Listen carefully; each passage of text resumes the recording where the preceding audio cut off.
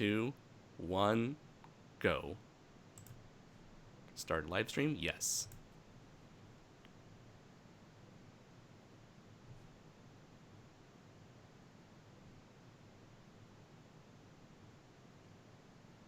Hello, people of the internet, and welcome to KaijuNoir's Godzilla, King of the Monsters spoiler livestream. I am your host, of course, Andres Perez, aka KaijuNoir, and here with me are two very good friends of mine, very dear friends, who have been on the channel multiple times. I'm sure you all know them by now. Joining me is my co-host for the Audio Synchronicity livestream / podcast. Give it up for Mr. Brayton Connor of Brands and Films, creator of the MST versus Gamera Round 2 series of fan episodes, which I am actually included in as the voice of Tom Servo. Give it up, once again, Brayton Connor. Good Saturday evening, boys and girls. Happy midnight in some parts of the country and the world. And last but certainly not least, it is the kaiju novelist, author of Chimera, Scourge of the Gods, Operation Rock, Polar Yeti, and of course his claim to fame, Atomic Rex. Give it up for Mr. Matthew Denian. Hey everybody, glad to be here with you guys. If I can real quick, Andres, because she'll be listening to this tomorrow, a happy anniversary to my wife, because her anniversary is today, and she was cool enough to go see King of the Monsters with me. So, I'll throw my birthday, I'll be seeing the Traveling Sisterhood Pants or some shit. But anyway, just want to throw that out there. So I'm still married tomorrow. So that's the third film. They're pulling the rug out from under us. It's going to be Kong and Godzilla and the Traveling Pants. Ooh, right. Twist I did not see coming. Yeah, absolutely. It's in fact like all the monsters on Skull Island, they're gonna find a magical pair of pants that's able to fit every single one of them, be it bug, ape, or lizard. And they won't be so mad anymore because they've got wearable. I mean, that's why they're so. There will be no need for censoring kaiju genitalia then. Absolutely, and that's why they're so angry all the time, because they can't find a pair of pants that fit them. Is that what's usually the deal in the live streams? Because too many live streams I listen to, and your guests are talking about how they're not wearing pants. It's really disturbing. Yeah, that's sort of a common problem among my friends. We just can't seem to find a good pair of pants. I cannot confirm nor deny me wearing pants right now, but I assure you my pants will be digitally added in post, so don't worry. Right, we just need to spend an extra like $50 million on reshoots. Yes, precisely. Wait, you shot that in the first place? What is wrong with you? It's really weird. Just a 2-hour shot of my under stuff without pants. Under stuff. Under stuff. I'm trying to be polite here. I'm not trying to be crude, Andres. It's midnight, for God's sakes. Well, don't you know it is after hours, I mean, all the kids should be asleep at this point, so it's like, we should be having responsible adults in the chat right now, certainly no kids whatsoever listening in on this conversation. Only the most highbrow of conversation, yes. Yeah, I see our numbers going down as we talk, right? Watching now is dropping. It's like, I'm here to learn about Godzilla, King of the Monsters spoilers, not them talking about pants. And yes, thankfully, Joel Davis, he's being a responsible person, and he's wearing his pants right now. Good man, Joel. To say is keep your pants on, audience. We'll get to it, okay? We'll get there. Yeah. It's the bill. Shirts are totally optional. We're at pants right now. We're building up to belts, and then we'll be building to shirts, pullover sweaters, and then this little independent lizard movie. Oh, and we got our first super chat for the night. We got Bermakian Productions with a $5 super chat. He said, "Let me get this out of the way. Godzilla 2, King of the Monsters is an 80 out of 100 for me. Yes, it has flaws, but I still enjoyed it and had a good time. Great for you, Bermakian Productions. I'm glad you enjoyed it." And let's see, we got Dylan Dillafellow. We have TitanGoji. Previously, we had Greg. We have quite a number of people here. here, like, joining us. This is probably like the busiest stream we've had in a while. Usually we have somewhere between like 16 to 20 people. Now we're up at 32. So it looks like a lot of people are interested in us talking about Godzilla spoilers then. And I'm actually glad we were able to... What's that? Andre. Yeah. Let's talk about trousers. And yeah. everything. We need only when we keep- reach 50 viewers, then we'll talk about Godzilla. Yeah. No, I'm not gonna And do that. keep sending that money. We need pants, and Andres had to pay those hookers he just rushed out of here that were making him cough. So Not they don't come supposed cheap. I told you before live streaming, we're not supposed to talk about that. Oh shit, my bad. It's after midnight here. I thought everything was on the table. And I don't mean that literally, Andres. Get them off the table. Okay, you gotta eat off of that thing. Let's see. Joseph just asked us our first question. How do you feel about the idea of the... Greg, he knows how to fix these things. Oh, reconnection successful. Anyone else got lag? Yes. Let's see. It's still loading. Lag. Oh, okay. So it looks like on my end there doesn't seem to be any lag anymore. But if you guys can still hear me, if you guys can still hear us, let us know in the comments below, in the chat. I'm currently watching the stream and it's working now. Yeah, I can see it. All right, It's working. Oh, thank God. Dilla fellow said this live stream is already subverting my expectations. That's not a good sign. Damn, we lost like 10 people. Oh no. Let's see. Oh, now they can hear us. Okay, that's very good. And Justin Tang said, which topics would you like to start on with this stream? I'm not really sure, because this stream is pretty much... Oh, wait, if you can hear Andres, clap your hands. Clap. Let's see. Vermacian I do says, believe in Mothra. I do believe in Mothra. Come on, clap, everybody. Clap. Vermacian Production says, I hear a man without pants. Primal Graphenic Rex says, so did you like the movie? So, to answer Justin's question. So this is pretty much an off-the-cuff live stream. This was originally going to be a audio synchronicity video, but then we weren't sure if Brayton was going to be available or not. So then I asked Matt if he was interested. Then Brayton was interested. So it's like, this really isn't going to be a audio synchronicity, so it's just going to be an off-the-cuff sort of, let's just talk about Godzilla King of the Monsters. And so, we've all seen the movie. For some of us, we've seen it multiple times, and we just want to share our thoughts about it. We want to hear your thoughts about it, because there's definitely a lot of thoughts concerning the film. And of course, just like any modern Godzilla movie, there's always going to be a bunch of opinions left and right. And so I did want to take the time to talk about sort of like the overall reaction to Godzilla King of the Monsters. And I do want to note that this isn't technically going to be my review of the movie. I'm actually going to be recording a proper review of Godzilla King of the Monsters with Bill Wurster, Dylan McCandless, and David Joshua Hernandez, aka Zazubar, Super DM64, and Gorizard. And we're all going to have like this sort of like, Sons of Serizawa podcast style review. We're going to upload it to my channel, and that's going to be the proper review here. This is just going to be us recollecting our thoughts and going over the stuff we liked, disliked, and anything else in between. But the first thing I wanted to talk about was the whole reaction to Godzilla, because to this movie, I mean. So the critics came out, the people were talking about the Rotten Tomatoes score. People were sort of like getting all defensive and angry. It's like, fuck the critics. And, sort of like us versus them, and critics don't know shit. I had a few issues with this sort of reaction to it, because it's like, this is something I covered in the podcast Do Critics Matter that I did with Patrick Galvin, where we talked about how the idea, this misconception that critics are snobs and they know nothing about having fun, and that they're always trying to tell you what to watch, when really I've always been as someone who aspires to become a professional film critic, I'm always under the belief that critics are not meant to tell you what to do.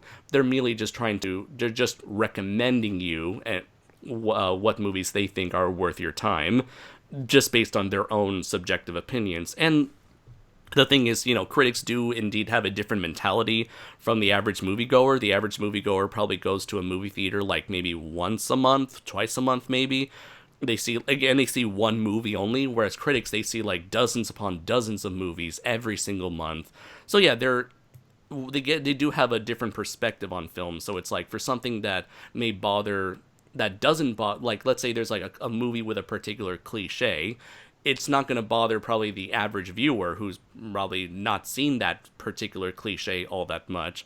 Meanwhile, the critic has probably seen that particular cliche like dozens of times and is already sick of it.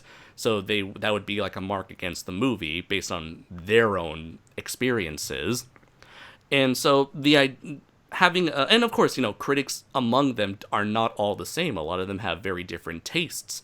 So it's not like they have any sort of something biased against Godzilla. Maybe some do, maybe some don't. But it's not like, critics are all the same. There's much like how there's different subjective tastes between mainstream audiences and critics. There's different tastes within the mainstream audiences and the critics themselves. But any other thing, it's like, I don't really see, they're just, at the end of the day, they're just giving recommendations.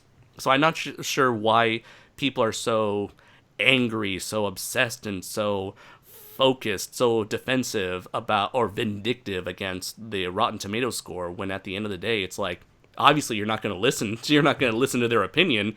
Obviously you guys want to check out the movie yourself and make your own opinions on the movie. So it's like, I'm not sure why people are so defensive about it. But if anything, go ahead. Okay, Brain, you want to go first? Go ahead. Well, here's my feeling on it. Like, I get, we're all Godzilla fans, right? And we're all reasonably protective. I think so.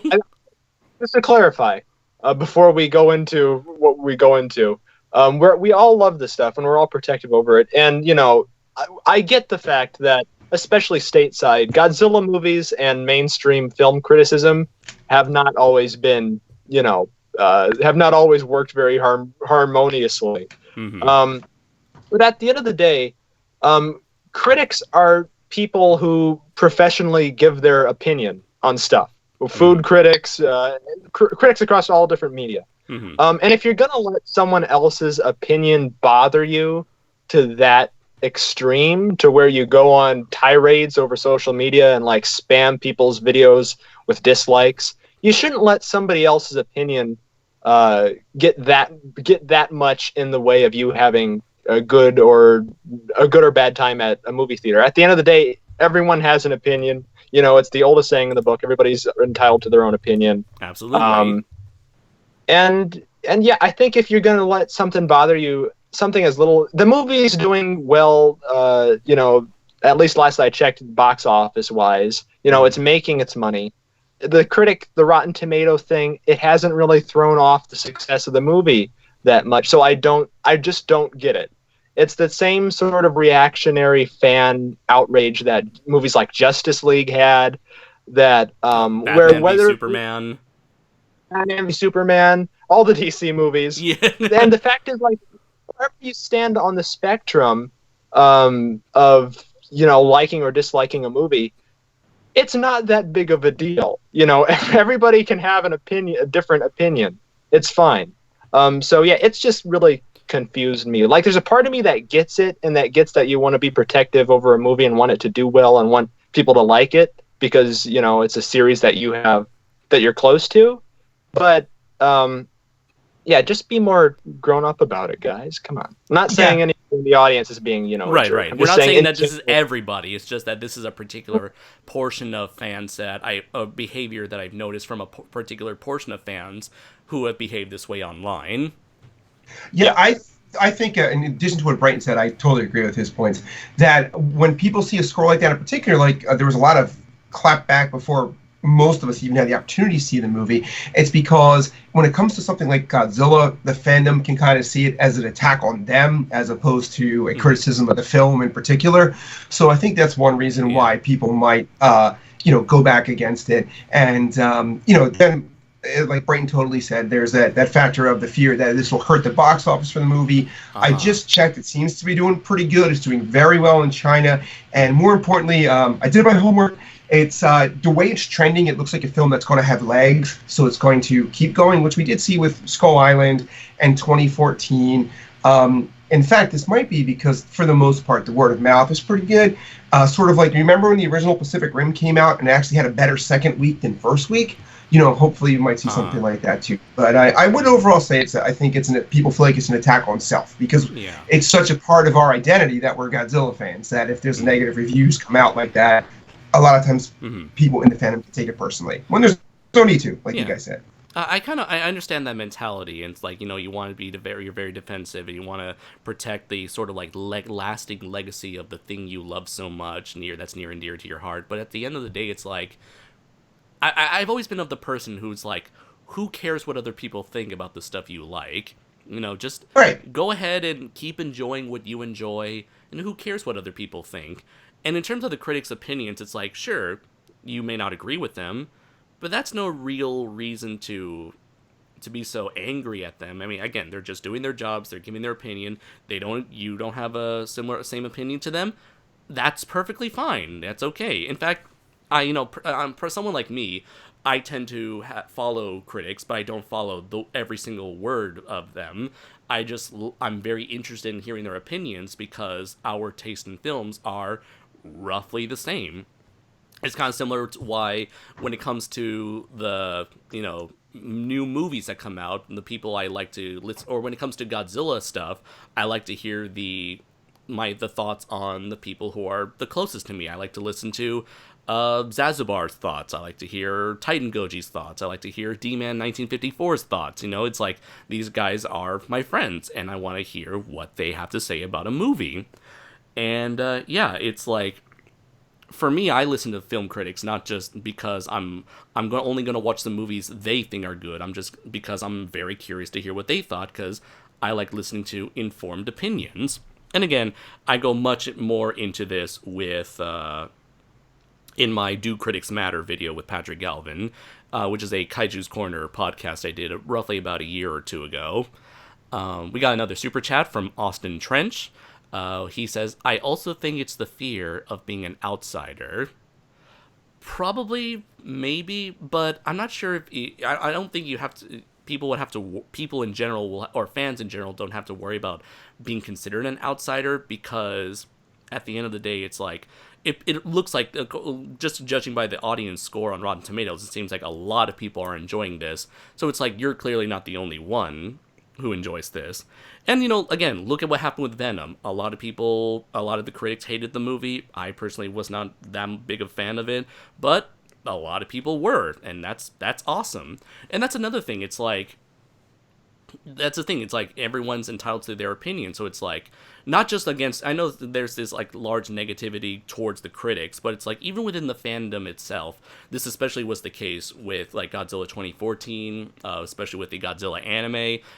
Some people like these movies, other people didn't like these movies. That's perfectly fine. It's not like, I'm always of the belief, it's like, nobody is right or wrong, because there's no objectivity. These are all subjective points of view on a piece of art. So I just don't get the getting so bent out of shape about it. That's really the bothersome part for me, is how vindictive some people are with wanting you to agree with them. No matter which side of the, where you stand on a movie. Austin Trench mentioned, I think critics are wrong because I do feel like some corruption in the industry. That's a very good point you brought up there, where it's like, people are often paid, or not so much paid, but sort of like influenced, pressured, influenced into giving a positive review. I mean, and they'll invite them into the studio lot, give them a behind the scenes exclusive interview on the stars of the movie, and they expect to have, that's going to be good business for the publication that's going to print that story. And if they give a bad review, obviously they're going to have no more access, no more exclusive stories related to that studio. So you're totally right. I think Uh-huh. Yeah, somebody just put like Rotten Tomatoes has been dicey lately. I mean, that's for sure. We all know about like the Captain Marvel kind of Oh debacle, yeah, right? and like the Ghostbusters thing, trying to censor negative reviews or trying to censor, yeah, and it's like again, Rotten Tomatoes is just like a super condensed version of any of the critics or personal fans whose reviews are in there. It's not meant to be like a be all end all rating on the movie, whether or not a movie is good or bad. Just people just use it as like a very quick glance to see what's the general consensus. But it's like, again, I don't really go for that. I merely go follow the critics that I like personally enjoy watching, Right. even if I don't agree Right. with them. These are critics that I enjoy watching, like Double Toasted. I love those guys. I love them all the way since 2008 when I discovered their original website, Spill.com. Those guys are funny guys, whether or not I agree with their thoughts on the movies. Let's see. And yeah, I do want to talk about this this thing right away because it's like, everybody, not everybody, again, not all fans. A lot of people online were sort of like, it's the fans versus the critics. Whereas I'm a fan and I aspire to be a critic, so I feel like I have sort of like what do you call that? What's that idiom? A foot in the door? Not foot in the door, but it's like, I feel like I have the perspective of a fan and sort of the perspective of a critic. So it's like I'm looking at this from both sides, and it's like, Yeah, you're a fan, but you can look at things more with a critical eye than a typical fan who just loves something. So you have like a foot in both shoes. I don't know if that's an idiom. I don't think that's a thing that people. I'm sure the chat can correct us. But yeah, I think this would be easier to... I mean, not easier, but it's like, for me, being a person who is a fan and someone who aspires to be a critic, it's like, or someone with a critical eye, it's like, I have a very different perspective, and I want to share this thought, because I think this whole idea is kind of but very unnecessary. And yeah, it just all boils down to people have different subjective experiences watching a movie, and people are going to come to different conclusions. Like, even within the fan base, there are people who do not like Godzilla King of the Monsters. So it's not really a fans versus the critics when the fans themselves are also, have differing opinions. I was looking at the comments here, different comments on this chat, and I've noticed some people who did not like the movie, and that's perfectly fine. It's like, this is something that's not for everyone. And, yeah, there's never going to be a movie in general that's going to satisfy everyone. Heck, I bet there are people who dislike Citizen Kane despite being regarded as the best movie of all time. So yeah. Especially a sequel that there's been such a gap between the two. Right. And that there's been such a build-up online. Mm-hmm. Yeah, it's almost begging to be, polarizing at a point, because people hype it up so much that, yeah, there's no such thing as complete and utter, satisfaction across the fan base with, anything. And I think, Andres, like, kind of what you're hinting at here is people don't feel validated if the majority or everyone doesn't agree with their opinion. In some cases, again, not everybody, but that comes across sometimes. But like you keep saying, you've got to be open to different viewpoints, and that's how you can improve things. So there's no need to throw critics out. We've said it before. For the most part, you and I are good friends, and you like the majority of my work. But there's been times I don't really care for this book, and I mean that's cool. It's not like I wrote you off and we didn't talk or anything anymore, right? It's more like, hey, what didn't you like, so I can work on this next time. Right. You got to be open to that. This is why I think critics, this is one of the reasons I brought up in my podcast, Do Critics Matter? This is why I believe criticism is necessary in order for a product for people, for filmmakers, for artists to improve once they move on to the next project. Right, and I think one thing, and we'll probably talk about this a little bit tonight, I would assume, is when you and I did the Skull Island review, we talked about how it seemed like the people behind it might have taken a look at 2014 and said, well, for the most part, at least fan-wise, this is what they liked, this is what they didn't like, and they tried to build off of that and improved it somewhat in Skull Island. Like, we got more Kong, and I think that to an extent certainly happened again here, where it was like, certainly they went the other way from 2014, where it was like, hide Godzilla to, hey, here's front and center, you know what I mean? So, and again, that comes from critics professionally, and critics like us who are fans saying these things, right? Right, totally. And if we're sounding very preachy here, I apologize. This is something that's been bothering me ever since the movie came out, or in the days leading up to the movie's release. And it's like, I just wanted to get this out there. And it's like, this was something Matt and I covered in our reviews for the anime Godzilla trilogy, Right. in our series Godzilla in Animation. And I feel like, again, I feel like things would be much more smoother things would go much more smoothly if we just chilled and just appreciate other people, or just respect other people's opinions. Because that's always going to be an inevitability. Let's see. What else do we want to bring up? I think that's pretty much about it in terms of like the reaction to Godzilla. But I guess overall, going into things, to bring up I guess the best thing would be to bring up our immediate thoughts on the movie. So when I watched Godzilla King of the Monsters, I dug the hell out of it. I saw it on Friday night, and I really enjoyed it. I probably enjoyed it as much as Kong Skull Island. But not as much as Pacific Rim. I still think Pacific Rim is probably my favorite modern day giant monster movie. And I'd probably put it in terms of modern day giant monster movies. I put it at like Rampage at the bottom, maybe Kong Skull Island, then Godzilla. No, it's like Rampage. I don't know. I don't know. I'm not really sure if it's 2014 or Rampage. I would put at the bottom. Maybe Rampage, 2014, Skull Island, Godzilla King of the Monsters, and Pacific Rim. Oh yeah, of course, Pacific Rim up yours would be at the very bottom for me. You gotta throw Colossal in there, man. Colossal. Oh, Colossal. Ooh.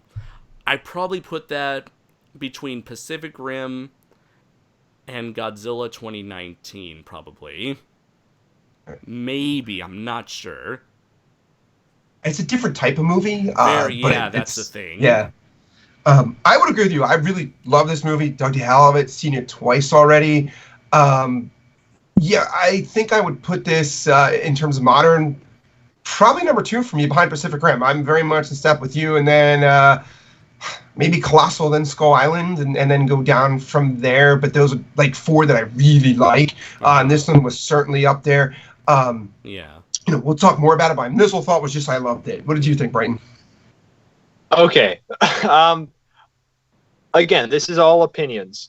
There are certain elements of the movie that I really do enjoy, but we're just giving like really quick first impressions. We're going to get into like deep stuff later, right?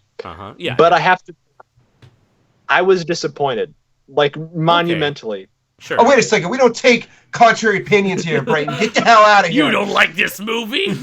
Heresy, I say. I mean, I liked the parts that I liked. Is that okay? Listen, put your big boy pants on, okay, and get out of here.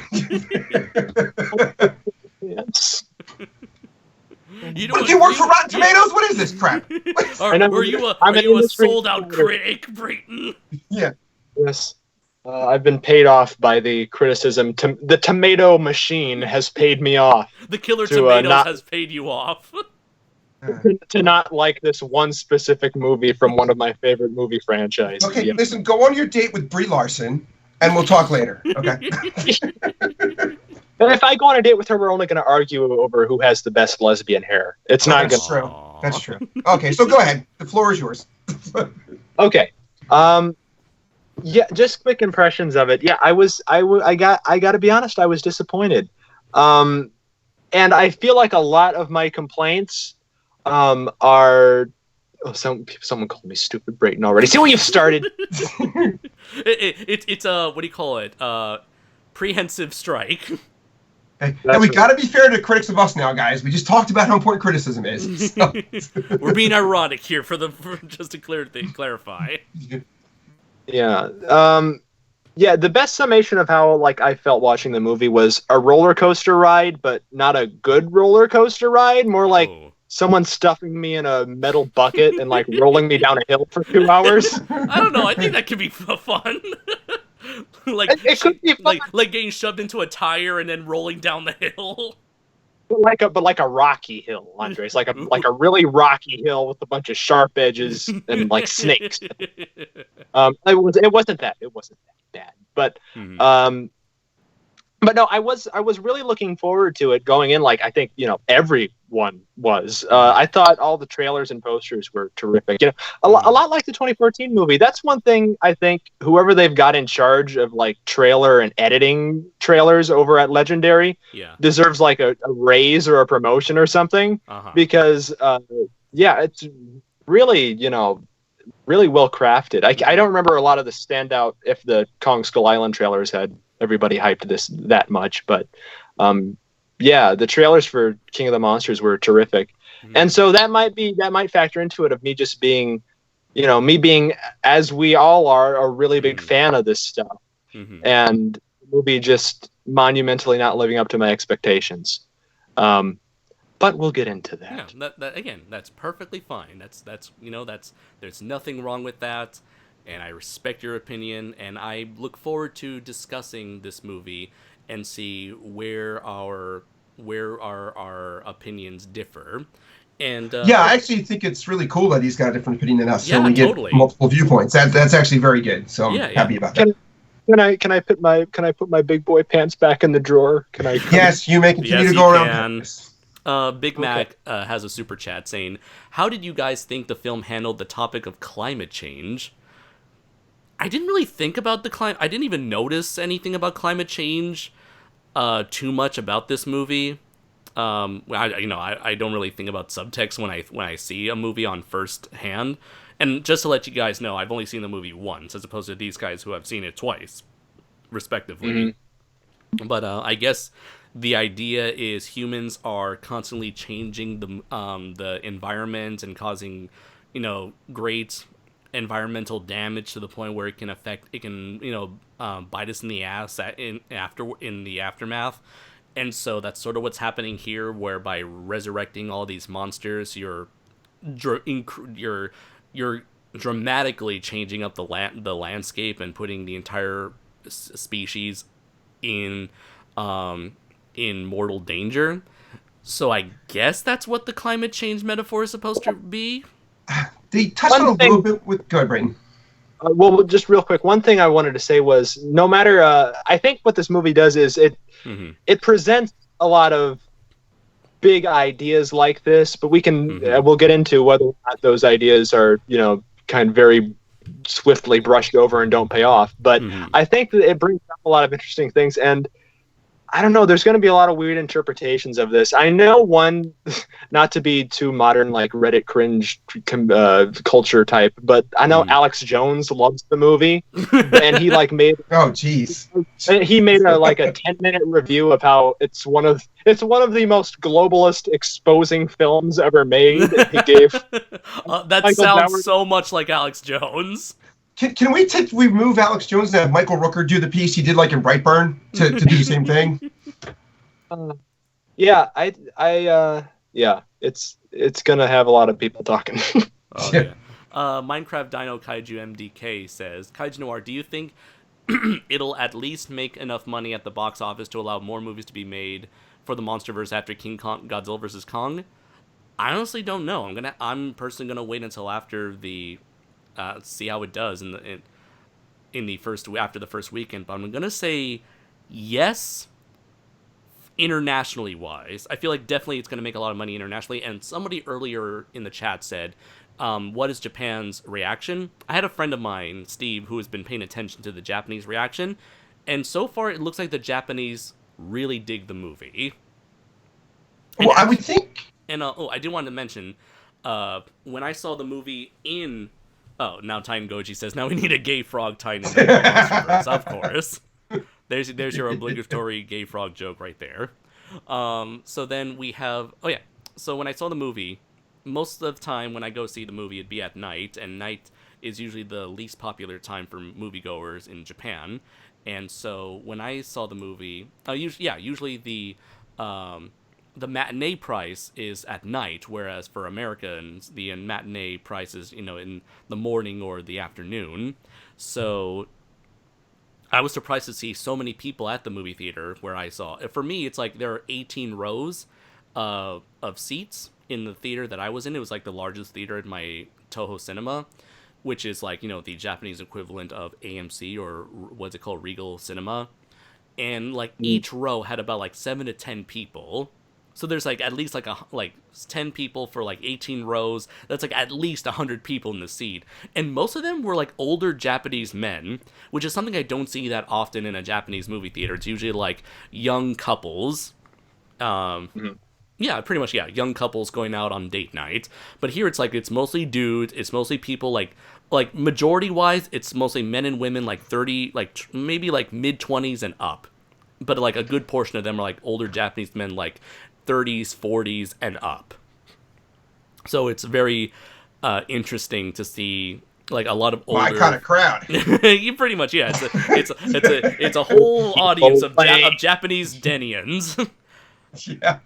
And me and Shoma will be hanging out there. That's how you doing? You like Godzilla too, huh? Let's see. Oh yeah, so just trying to invite someone else who said he was ready. Let's see. Gonna see if I can invite that individual here. I feel approved.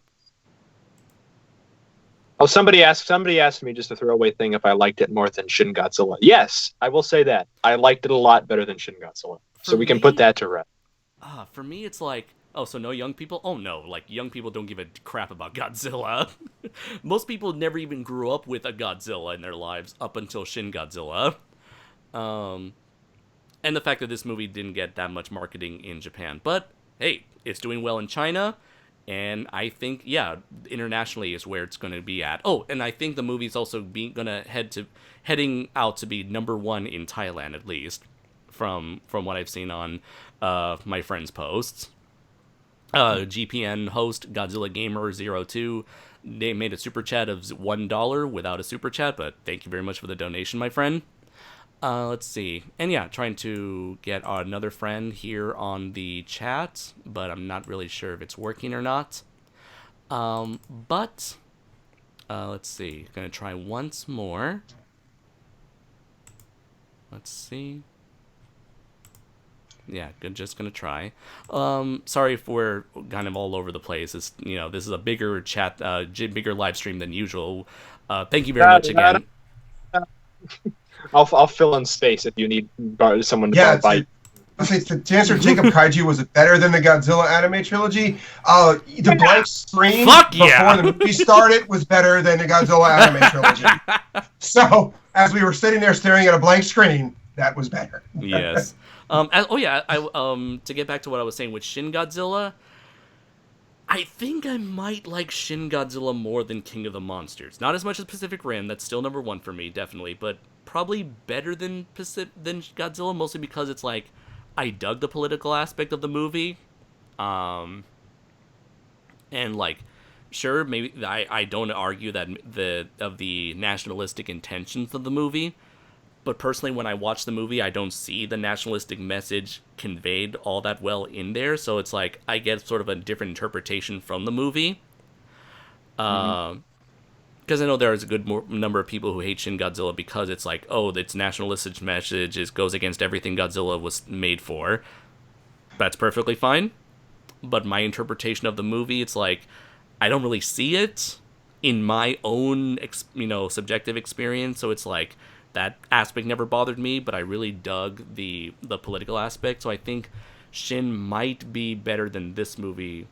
Definitely not on a spectacle level, but I think overall it's the better package. But again, that's just my thinking. I would agree with Brayton. I liked this better than Shin. I liked them both. Okay. But I like this better. And I mean, I think you knew this, Andres. I felt like this movie had the kind of pace that I would put in my books. Maybe that's why to me, I liked it more. I definitely thought of I thought back to your books when I saw this.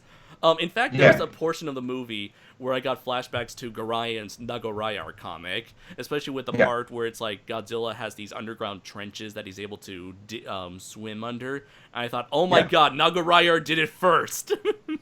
Yeah, are you kidding me? What about when Godzilla used the atomic wave right from Atomic Rex? I'm like, wait a second, I've seen this before. Hashtag Atomic Rex doing first. Wait a minute. Yes. It's become a running trend in our audio synchronicity chats because I've made such a point of it that I am not a Shin Godzilla fan. But I didn't love Godzilla King of the Monsters 2 by any stretch of the imagination. But like my reaction to Shin was more of like a devastating disappointment, where this one was more like a confusing like this. I was just so overwhelmed. It's like Shin was like just doing a middle finger, except that middle finger was his tail. It's as if he was shooting a purple laser out of the screen at me for 2 hours. It's like, what? Why? Why? Someone tell me why. Did Shin give you the Millie Bobby Brown middle finger, Brayton? I'll tell you this, Andres, and this will be this may be a little harsh, and I mainly mean it for a comedic effect, but you'll know what I'm talking about. Yeah. One of the first reactions I had when I left the theater was, who gave a certain Godzilla fan film director a $200 million budget? This is pretty outstanding. I know what you're talking about. For King of the Monsters? Yes, for King of the... Oh, I'm not naming... I see. I can just hear the sad soundtrack in the background afterwards. Right?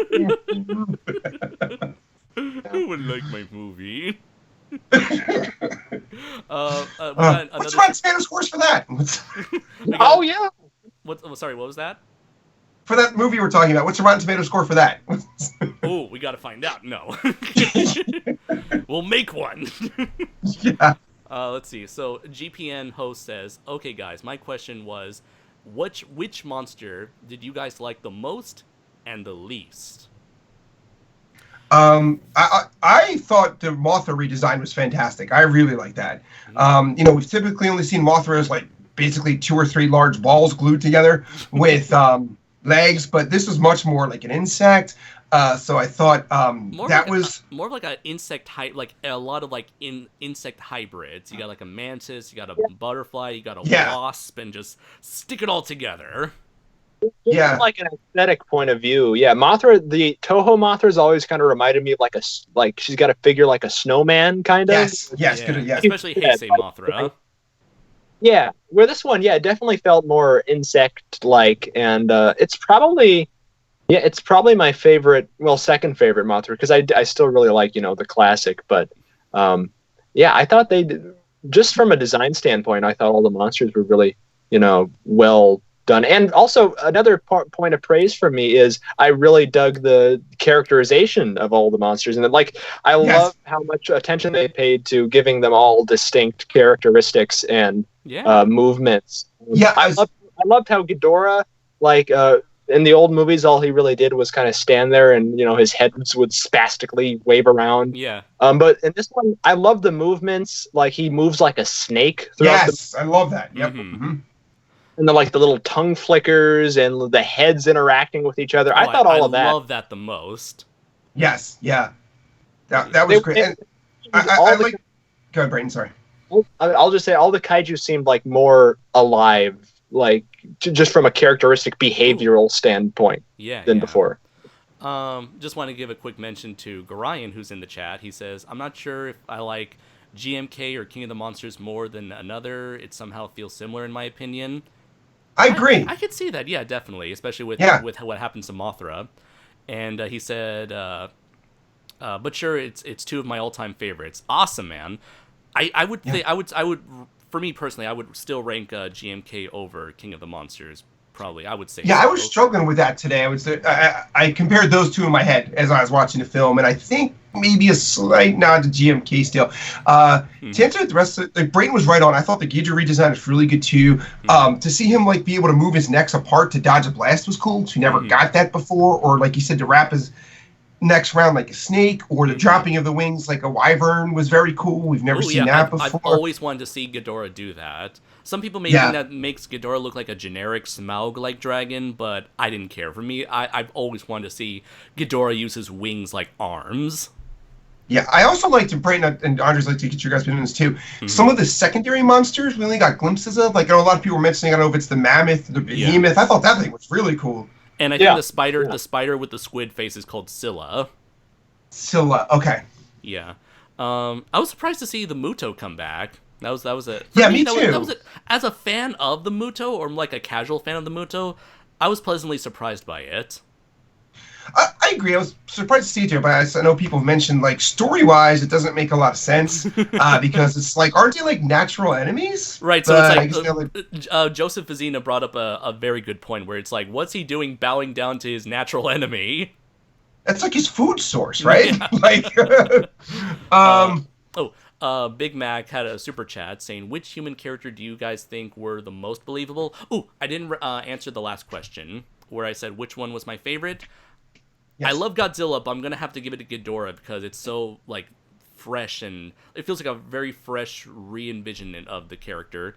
And least interesting, probably Scylla the spider, because, again, it's just a spider. Might as well be Kumonga, but without all the legal hassles and legal fees.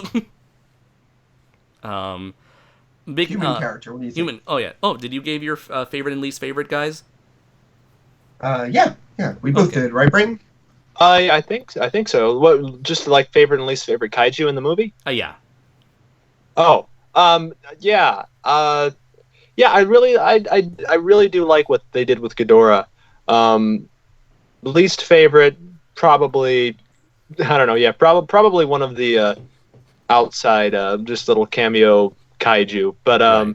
I did still think like this. You mentioned the mammoth thing. I thought that was really cool because we never see, what is it, mammalian like Yeah, kaijus. that's very true. Right. Everything like monster wise these days has a very like insectoid opinion. Like that's the most, or the insectoid. That's where Hollywood seems to go. Yeah, look But, at the Mutos from the first movie. Right, Cloverfield. same thing. Cloverfield, yeah, But- multi-limbed monster, like alien-looking creatures. Yeah, and I do like the Mutos a lot. But yeah, it was nice to see. It was a little refreshing to see them go that way with it. Yeah. Oh, quick question from Primal Graffiti Rex. God, KaijuNoir, did you like Rodan? Yeah, I like Rodan. He reminded me a lot of Starscream. he just like cowers before like the more stronger monsters. Like, yes, Lord Ghidorah, anything you say, don't hurt me. I'll harm you. What was that, Andre? Just have a little episode there. No, I was doing a Starscream impersonation from Transformers. You're usually so good at impressions, but that one not so much. It's- What's it? No, I mean. But yeah, the last super chat, which human character that I liked that I thought was the most realistic? It's a tie. I'm hearing an echo. Yeah, me too. Hello, guys. Can you hear me? Andrew is here. Yeah, hang on. Echo. Hang on. I'm putting my headphones in right now because trying to make sure that I can be able to hear you guys easily. Okay. All right, Andrew, stick it in first, then start working, brother. That's how it goes. Yeah, I know. Oh doing my. things It's like, Matt, what Try are the you- other way. It doesn't work out so well. Matt, what are you doing? Are you trying to get this stream demonetized? I just told him my headphones work. What's wrong with you? You can't predict the YouTube algorithm. I said kaiju genitals earlier. I'm not going to get us demonetized, are we? But in fairness, so did the movie, so I feel like I'm fair. True. Yeah. True. Anyway, can you guys hear me? Now we can hear you. You're loud and clear. Okay, excellent. I'm just making sure that I'm coming through. Yes. So, anyways, hello everyone. How's it going? Good, man. We're Good. going very well, man. Doing very well. We were just asked what our favorite and least favorite kaiju was from this most recent movie. Do you have any thoughts? Yes, I do. I would say that Godzilla and King Ghidorah are definitely tied for first. I thought they were really well handled in the film, and I'll get to my opinion on the film as we progress through this live stream. Mothra I would put for third, and unfortunately, especially I'm a little disappointed since he's my favorite kaiju in the franchise, than Godzilla himself, but I would put Rodan dead last. Is that because Andre's trying to do a Starscream voice for him? No. Okay. Everything. Yeah. I'll get to that. I'll get to the why if we discuss upon that later. Okay. And just quickly answering two of the questions in the chat. Let's see. So, oh yeah, most realistic human character. Probably somewhere Serizawa, perhaps. I feel like he was pretty subdued. I did like the male lead. I think the Kyle character's name is Chandler? Kyle Chandler as Mark. Yeah. Yeah. Mark, yeah. Oh, hi, Mark. Hi, Mark. How's your sex life? Oh, wait. Not going well. Yeah, given that He movie. spends all his time taking pictures of wolves. What do you think his sex life is like? Hey, It worked for Kevin Costner. Hey, you're telling this to the guy who loves wolves, so as a guy who does, I commend that man. Let's see. What? There was a lot of Andrew Battaglia references in this movie. Those were the Easter eggs I could. I mean, you start out the movie shouting in slow motion, Andrew. Yeah. And then the wolves thing. Yeah, I got those. I enjoyed those. I'll say one thing. When me and my friends went to that movie, Uh-huh. when we heard the guy screaming out Andrew, both of my friends looked at me.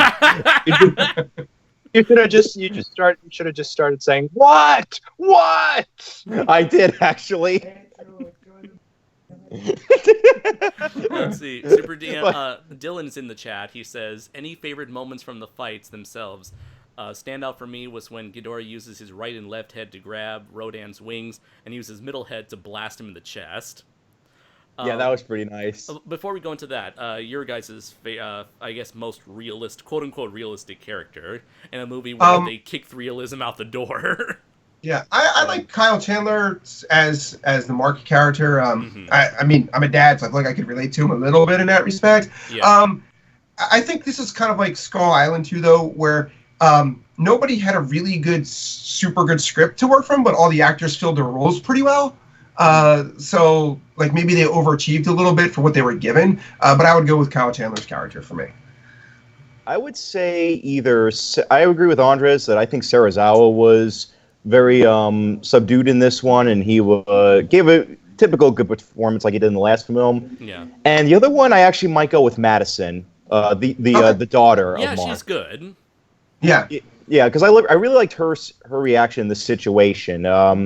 Like basically that she's divided between her two parents, and I felt like her reaction was genuine. And given that it's the actress who plays Eleven, she did a great job. Oh yeah, and I do like the idea where it's like she's kind of more inclined to take the side of her mother. I mean, that's sort of like I feel like children in general are more attached to their mothers than their fathers, but then there's like that's the emotional side, and then there's the logical side that's like that's hinted. You know, she's really more. She kind of sees like the dangerous behavior her mother is showing, and so it's like at the end she switches sides to try to help out her father. I found that very engaging for me personally. I think for her, struggle between two parents of different, very strong beliefs. I think first like a coming of age story bit too, obviously, where it's like at first mom says this is the right thing to do, so this is the right thing, but then she comes to realize based on her own judgment that this may not inherently be the right thing to do. And like the question, one of the best parts is the question of, is this what Andrew would want? To which Andrew screamed out in the theater, I'm sure, right? What did you say? Yes, of course this is what I want. Or, well, if it means getting into some monster action and some good drama parts that would make me sad, yeah, of course. Imagine I imagine like the ghost of Andrew haunting the mother, and she's like, "Kill them, Mom. Kill them all." Oh God! So she's like Pelma Voorhees in Friday the 13th. Pretty much, yeah.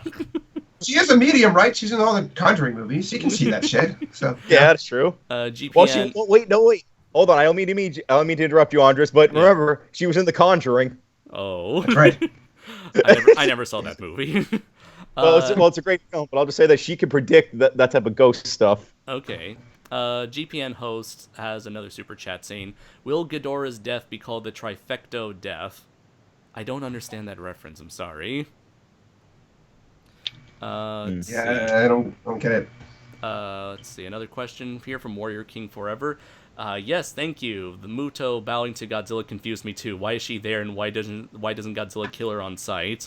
Maybe it's a thing where it's like Godzilla doesn't No, I was gonna say he doesn't actively kill them, but no, that's what the whole first movie is for. Maybe he's just very tired and just wants to show off in front of all the other monsters. And perhaps it's like Muto, she doesn't try attacking Godzilla because after seeing Godzilla rip apart Ghidorah to shreds, she's like, "Fuck that!" Yeah. Yeah. That's my what do you call it? Headcanon. Yeah, well, literally headcanon because he had King Ghidorah's mouth and he spat him out with his breath. Yeah, there you go. Oh. TitanGoji said Godzilla vored Ghidorah. Oh. No. Titan, you take that back right now. It's kind of true. Take that back. This isn't fan fiction. Stop. Oh, speaking of fan fiction, there's already a good portion of fan art from Japan from this movie. In good ways or bad ways? Let's see. I'm going to show you guys on Skype right now. Let's see if I can get all 3 images right here. I'm going to be taking my eyes away from the chat, so if I miss anything, I apologize in advance. Let's see. Was it on my phone? Oh yeah, it was on my phone, so I'm going to have to go on Skype on my phone, which is super awkward. Let's see here. There we go.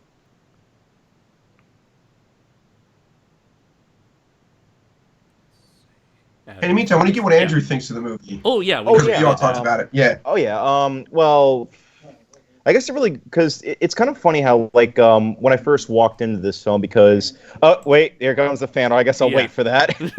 All right, so let's see what we got here. One is like a parody. What the fuck? One is a parody of Pokemon Go, where it's like Serizawa is like the professor of Pokemon Go with like all the other monsters as Pokemon. You have another image of Ghidorah and not Ghidorah, Ghidorah and Godzilla just with sunglasses and enjoying the summer. I'm looking at that one. That's hilarious. That's and great. There's another one where it's like Mothra is like snuggling up to Godzilla's arm. And it's like, God. What the fuck is going on? Meanwhile, you got like Rodan as like the sniveling Starscream like character, and you got like the Ghidorah in the background with like the 2 heads are arguing at each other while the right head is like, whatever, guys. Yeah. Yeah. What I was going to say. But, your thoughts. Views on the movie. Yeah. Well, the funny thing is that because to go in a little bit of background, as of late, I've actually haven't been the most fond of when it comes to a lot of franchises as of late. Right. And I've gone a little bit into that when it comes to the MCU films and several other franchises that have just kind of like dwindled down over time in my interest in them. Yeah. But with the Godzilla films, I was kind of in that same area where I didn't know whether or not I wanted to continue with the Godzilla franchise, considering, well, how well some of the last couple of films have been. Much like Braden, you're not a fan of Shin Godzilla either. Absolutely not. But of course, even after Shin, I was willing to give the series, a shot to keep going. Yeah. But of course, then the anime trilogy happened. Yeah. That's something that satisfies no one. Which, by the way, I've only seen the first movie twice, and I never wanted to see it again. You watched it twice? Only because I didn't like it. I was okay with it the first time, but then the second time, I to quote Steve Rifle, I left after 30 minutes. So a dude named Steve had a rifle to your head. Is that what I understand? As you watched it the second time, because otherwise there's no excuse. No, the second time I watched it. As soon as I got to the 30-minute mark, I was like, no, I can't watch this. No, I had a similar thing with Gojira, where I watched it in Japanese, and then I watched the English dub so I could be confused in my own language and hate it that way. I understand your plight. Yes, but getting with MonsterVerse. With how I've been with the Godzilla films lately and just franchise in general, I went to this movie thinking, okay, either 3 things will come out of this. Either 1, this will be the movie to make me go back and that will basically reignite my interest in Godzilla. Uh-huh.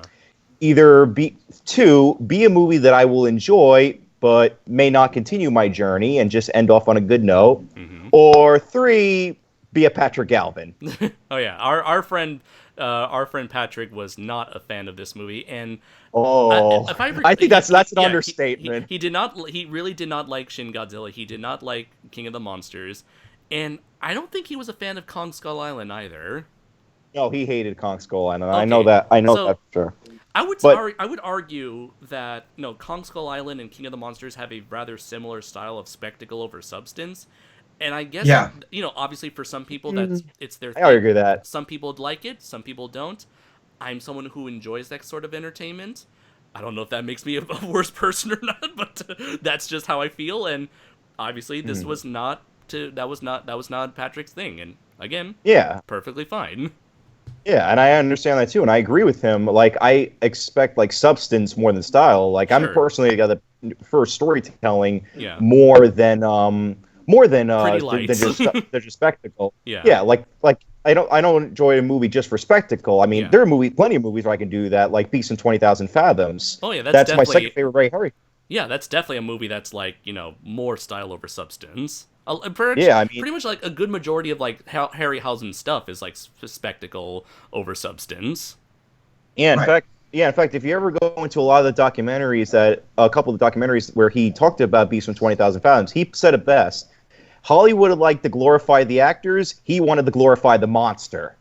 Yeah, I would see. That's the tone that Beast in 20,000 Fathoms gave. That it was definitely a movie for style over substance. Mm-hmm. But just to interject and come to Patrick's defense a little bit. Sure. Yeah, I actually share a lot of the same opinions as Patrick about this movie. I'm holding back on this stream because I want to let this movie stew with me. I want to let it sit. Same. Yeah. And also I love Kong Skull Island too. And I love movies like Andrew and Andres, you know this. I love movies like Final Wars and Godzilla. So I'm definitely a fan. I'm definitely not picky with these movies. I'm not I definitely enjoy all aspects. Yeah. I will, and again, I'm actually like in the same camp with you and Patrick a little bit. Is that again, like I want a movie where I definitely prefer a little bit more story than than just action, because then of course that can now like that there's depending on how much tolerance I could have towards just action all the time. I mean, just take a look at Mortal Kombat Annihilation. Oh yeah, and we know how badly that. Yeah, movie sucks. Yeah, and that's we all know how badly that went for that movie. But going it's got into all the film, characters and they do the fatality stuff. And that didn't count for anything. Get over here, Andres. Anyway, sorry, continue. Yeah, but anyways, I went with the movie not knowing what I was going to think of it, and I came out of it saying, you know what? I was not disappointed by it. I can honestly say that I really enjoyed it. Okay. But I would say it probably fits into where I'm going to go now with the future in option 2, in that it wasn't enough for me to say I want to continue with the series with Kong versus Godzilla. But I will say this movie definitely left me on a good note to take a break from the Godzilla series. Okay. That's very interesting. So yeah, yeah, I agree that this movie is a little bit of style over substance. However, I do feel that the substance that we got in the movie was strong enough to still feel balanced. I think so too with that aspect. I know there's a lot of people who argue that a lot of the substance is underdeveloped, whereas with me, I personally think that stuff, especially when it comes to the human characters, was not great, but rather serviceable. And for me, I would agree. That was good enough for me. I would agree. I thought the human characters were okay enough for me. I am a type of guy who's like, I just like to see the monsters beating the crap out of each other. So, well then you're obviously really obviously you're not a real Godzilla fan if all you want are just monsters and toys and stuff. No, that's makes me a fan. But I do enjoy other types of movies too. Like I said, Colossal is one of my favorites, which you hardly get any of the monsters. Oh but yeah, the story's so that's great. nothing but substance right there. Yeah. So like, I love that too. But I mean, I can take both and enjoy both different aspects of that. Quick question for all you guys. did you like all of like the Easter eggs and nods to the past movies, or is that too much, or what? And I'll give you my thoughts after you guys go. So The biggest issue I had was the oxygen destroyer, just because it comes out of fucking nowhere with no expectation. It's just a glorified green bomb. Right. Like you could have easily just had it where King Ghidorah like beats Godzilla, and you could say that he killed him. Just just use a regular nuke if you're gonna give it no introduction, because we don't need an introduction to the nuke, and they're in the middle of the ocean. Well, I think they couldn't do the nuke because the nuke brings them back later. So, but I agree. It's forced in there, but they can't use a nuke because that only makes Godzilla stronger. Right. Jacob Kaiju said, Omniviewer said it best. The human characters were secondary characters while the Titans are the main monsters. That's exactly the feeling I got, Omniviewer said. And that's how I felt about a lot of that's why I feel like this was like a sort of glorified remake of like the Showa-era Godzilla movies. Especially the movies of the 60s, where I don't want to say that they were bad characters. They're not bad characters at all in the 60s Godzilla movies. And, props to the writers and actors who brought those characters to life. And I do like those characters, but I feel like those characters were made to serve the plot, and the monsters were the main stars, the main characters. I was actually about to bring...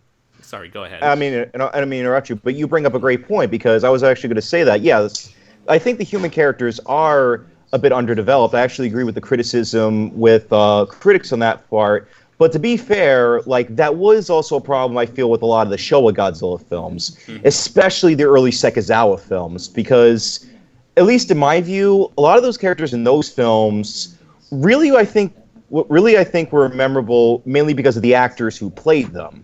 And this is the case with a lot of classic films from the 60s, where sometimes the characters may not be the most well-written, but it's the actors that really make them shine through. Because even if they're not the most well-written, you remember all the actors that portrayed the characters. You remember Takarada. You remember Kumi Mizuno. You remember Nick Adams. I mean, although, granted... You remember Don Fry. Wait a minute. Wait. But although even then, with Sekizawa... Yes. Although even then, with Sekizawa, though, he gradually did get better with human characters around the late 60s and all through the 70s. But just like but since this movie just feels more like an early Showa Godzilla film, like Mothra versus Godzilla and Ghidorah the Three-Headed Monster, because that's the vibe I got from the movie, was like a more modern... actually, the movie I would compare it to a little bit, it actually reminded me a little bit of Godzilla 2000 in terms of tone. Or at least the Japanese version of it, because... it felt like Showa-esque, but like a little bit darker Showa-esque. I can see that a bit. Oh, the thing when you mentioned you remember the actors more than the characters that they played. That's the vibe I got from Kong Skull Island. And that's what we said before. Right, I mentioned that in our review that Matt and I did on my channel. Where we really enjoyed the actors themselves, and how like these characters were sort of not so well fleshed out, but the actors themselves were able to bring their own sort of natural charisma to boost those roles. And I think you saw the same type of thing here again, like with Kyle Chandler, Millie Bobby Brown. They didn't have like a lot to work with, but they brought it out. Serizawa, for the Easter egg things, like I love the nods to the old music. I thought that was super cool. Ooh, I was almost in tears hearing those throwbacks. I thought those were great. Don't get me started when it comes to the Mothra track. Don't get me started. So beautiful. That favorite track of the whole entire thing, and I'm going to tell you this: my friends actually were like getting annoyed because how many times I was playing it after we walked out of the theater. It is so gorgeous. It's beautiful. It's beautiful. Is it pandering to our nostalgia? Yes, but quite frankly, my dear, I don't give a damn. And I also say I was like, oh, my heart muscle when they did the Nakajima at the end. The nod to him. Yes. Like, oh, my heart muscle. I was clapping when I saw that. Me too. I wanted to give a standing ovation so badly, but I knew that like I would be the only idiot clapping, and I would look like a disrespectful asshole to the Japanese audience I was with. Oh, yeah, that's true. Where you were. Yes. Sorry. Is it okay if I just look at the last like 4 super chats that went by? Sure. Yeah. Go ahead. Yeah. Sure. Okay. he mentioned, what I meant was, what will you call Godzilla's fatality of Ghidorah? So, the first movie, Godzilla 2014, is, I call the Kiss of Death. I'm sure a lot of people call that. Ooh, yeah. For Yeah. Kong Skull Island, I personally like to call that the Gutbuster. Okay. For... I like Tongue Twister. oh, that's a good one. For Tongue Twister. Godzilla's fatality of Ghidorah, what do you call that? No, I'm not going to call it the Vor thingamabob. King Ghidorah, TitanGoji, goddammit. Shut up, Titan. I call it the Reckoneck. Reckoneck. Yeah, wreck that neck. Totally Let's wrecked it. see. I call Wreck it the neck. Disco Inferno. Burn, baby, burn. Disco Inferno. Inferno, burn. Burn As that the brother boat credits. down, y'all. No. Oh, Okay. we could do the overall kill, Burning for You, like another Blue Oyster Cult reference, because I'm old to remember that. I'm burning for you. All right, let's go that. Burning for You. Burning for you. Although personally, I would call it let's face it, what that was a homage to, the nuclear pulse. Yes, of course. Yes. Yeah, the That's nuclear what pulse it was. Technically, I feel like that's the main fatality, not the one where he's like eating Ghidorah's neck. I think, I call it the Atomic Wave. Atomic wave. Wait a minute. Patrick, Matt, I think you need to call a lawyer. Yeah. That sounds like the Asylum version of the nuclear pulse. Yeah. Let's see. Austin, Props to Matt Frank for getting on the Asylum. Wait a minute. So, Andres, are you trying to suggest that King of the Monsters is the biggest budget Asylum film that's ever come out? Oh I would my suggest God. that. True. Like, script? What script? We don't need Do we no have a stinking script. You know, it's that Ed Wood scene. Do we have a script? Fuck no, but we gotta post it. All right, let's shoot this fucker. that was Ken Watanabe. Alright, let's shoot this fucker. And that's right after you're gonna that's have to- right before. It's right before he got blown up. Right, it's like, no, it's like, you're gonna go over here to pet Godzilla's snout and you're gonna blow up. Fuck you, you do it. What did you guys think of that reverse death for Serizawa, where in the original he dies laying the weapon to kill Godzilla and save the world, and this one he lays the weapon to revive Godzilla and save the world? I thought it was pretty brilliant. Yeah, that was Okay. there was a interesting taste of irony there. Yeah, Yeah. oh yeah. And also considering that his first name is Ishiro, that was also like a double I think that was like a double like a little added to a bittersweet feeling, considering that was also a reference to the director of the series. Oh yeah. Right. Mm-hmm. Yeah, that was a nice little nod. Like that that wasn't the intention, but if that was intentional, that was a nice nod. Yeah. What was another thing? And also I feel like it's very representative of what will most likely happen to Godzilla, where eventually we will all eventually leave this mortal realm of ours, but Godzilla will always remain here for future generations. Let's see. Next super chat: Godzilla should be voiced by Jason Statham? Not sure where this came. I'm not sure how the chat came about to voicing characters. But I think it's people who mentioned talking monsters, like from Gigan, from like Godzilla vs. Gigan type of thing. Okay. It's like, oh, I'm Jason Statham. I'm gonna blow you bloody idiots off the face of the earth. Because I'm Jason Statham. I play the same bloody character in all my bloody movies. Oh wait, I'm going through one of the super chats right now, Andres. The next one, Godzilla should be voiced by the Allstate guy. Yeah. I'm Godzilla, and I'm gonna kick your ass. This is for Allstate. That Skull Island stand. Are you in good hands? Let's see. Another question that wasn't a super chat. I just want to quickly look at. Kaiju Noir, would you consider Emma Russell to be similar to Thanos?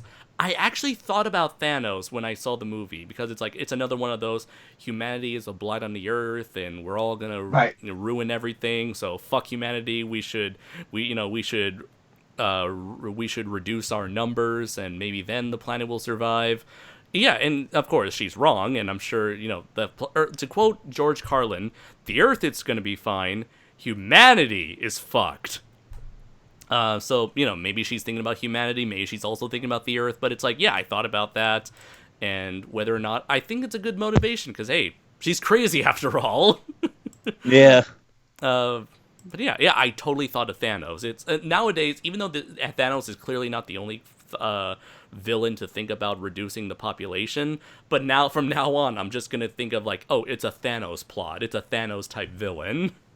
Well, to be fair, that type of plot element has been there way before Thanos was the thing in Right. the That was MCU. like for Inferno did that, right? With the like Da Vinci Code third movie was the same type of plot. Yeah, I believe the Monarch did that in the DC comics. The Monarch! No, wait, different Monarch. Yeah, not that Monarch. Oh, that'd be amazing if that was that Monarch. Yes, it would. Let's see, next one. Godzilla should be voiced by Harrison Ford. Well, then Godzilla's gonna be sleepy all the time. No, he would be like, get off my planet. Get off my planet, Ghidorah. I'm gonna go with Orson Welles, right? Andres, I mean, you gotta be voiced by Orson Welles from Beyond the Grave. Ghidorah has always been... No, it's not been known for its excellence. It's been known for the cuckoo bird. There's too much destruction around here. I know what it's like to deal with a difficult monster. It's my chicken. I brought it home with me. It's my nuke. I brought it from home. No. It has to be the chicken because that'd be rodent he's eating. Okay. Well, considering how fat he is, that makes even more sense. Let's see. Next one is next super chat. What Godzilla film do you think King of the Monsters was most similar to? Obviously, Ghidorah the three-headed monster. I think. Yeah, that's I think pretty obvious. Pretty obvious. Yeah. Let's see. Super DM Dylan mentioned, I personally thought that the anti-nuclear energy bacteria would have made more sense than the oxygen destroyer, although it would have required the scenario to play out a bit differently. Yeah, it would have. I mean, maybe it would have worked if Godzilla and Ghidorah were slowly, like, being affected by it, and then as the bacteria affects them, their fight sinks deeper and deeper into the ocean. The only thing I can think about the oxygen destroyer, and I don't think this, you know how I think the next film's going to go, but unless if they're going to use that to hint at, I know some people said this, I don't think is the case, but destroyer in the future, like with the end credit scene, and we know Ghidorah was hit by the oxygen destroyer. Maybe they use that somehow as like a plot thread later. I doubt it, but that's the only reason I could think to stick it in there, other than just as like, hey, it's the oxygen destroyer. Yeah. Well, I guess that depends if King of the Monsters and Kong's versus Godzilla make enough money to warrant them continuing the MonsterVerse. Let's see. Another question was, what did you guys think of the soundtrack? I personally love the soundtrack, and I definitely want to go back and listen to it. Again, it's pandering, but I don't care. I still love it. Actually, I didn't like the read when I first listened to the cover of Blue Oyster Cult's Godzilla. I wasn't a fan of the vocalist. But hearing it in the trailer at the end during the ending credits, I warmed up to it, and I do want to listen to it. I definitely want to buy the soundtrack. Funny enough, I bought the soundtrack to 2014, but I barely touched it ever since I bought it, just because a lot of it's felt very samey. A lot of the soundtracks, I mean, outside of the beginning and the ending. Well, the 2014 soundtrack really works well in the movie, but I'll agree that Right. You'll notice I've been keeping quiet because I've disagreed with about 100% of what you guys were saying. But no, it's all right. It's all right. I'm sorry, Brayden. Yeah. No, that's fine. I will agree with you on the soundtrack, though. Listening to it on its own, it's fantastic. Oh my God, yeah. And I'm gonna say it once, and I'll say it again. That Mothra track. Oh. Yeah. Oh. Oh no, that's too far. Oh. Yeah, we've already got a prank without pants on. Don't take it any further. Let's see. Oh, it's so beautiful. Justin Tang said, KaijuNoir, do you think the use of a nuke and the U.S. military's involvement in this film is handled tastefully or disrespectfully? I thought it was tastefully. It's done in a obviously exaggerated fashion, and I don't know. I personally didn't have any issue with it. What was the question again? I'm sorry. Do you think the use of a nuke and the U.S. military's involvement in this film is handled tastefully or disrespectfully? Well, they didn't. Yeah, Go ahead, Andrew. I was about to say, I don't remember them talking about the nuke. If you're referring to the oxygen destroyer, then I think he's talking about the nuke that revived Godzilla.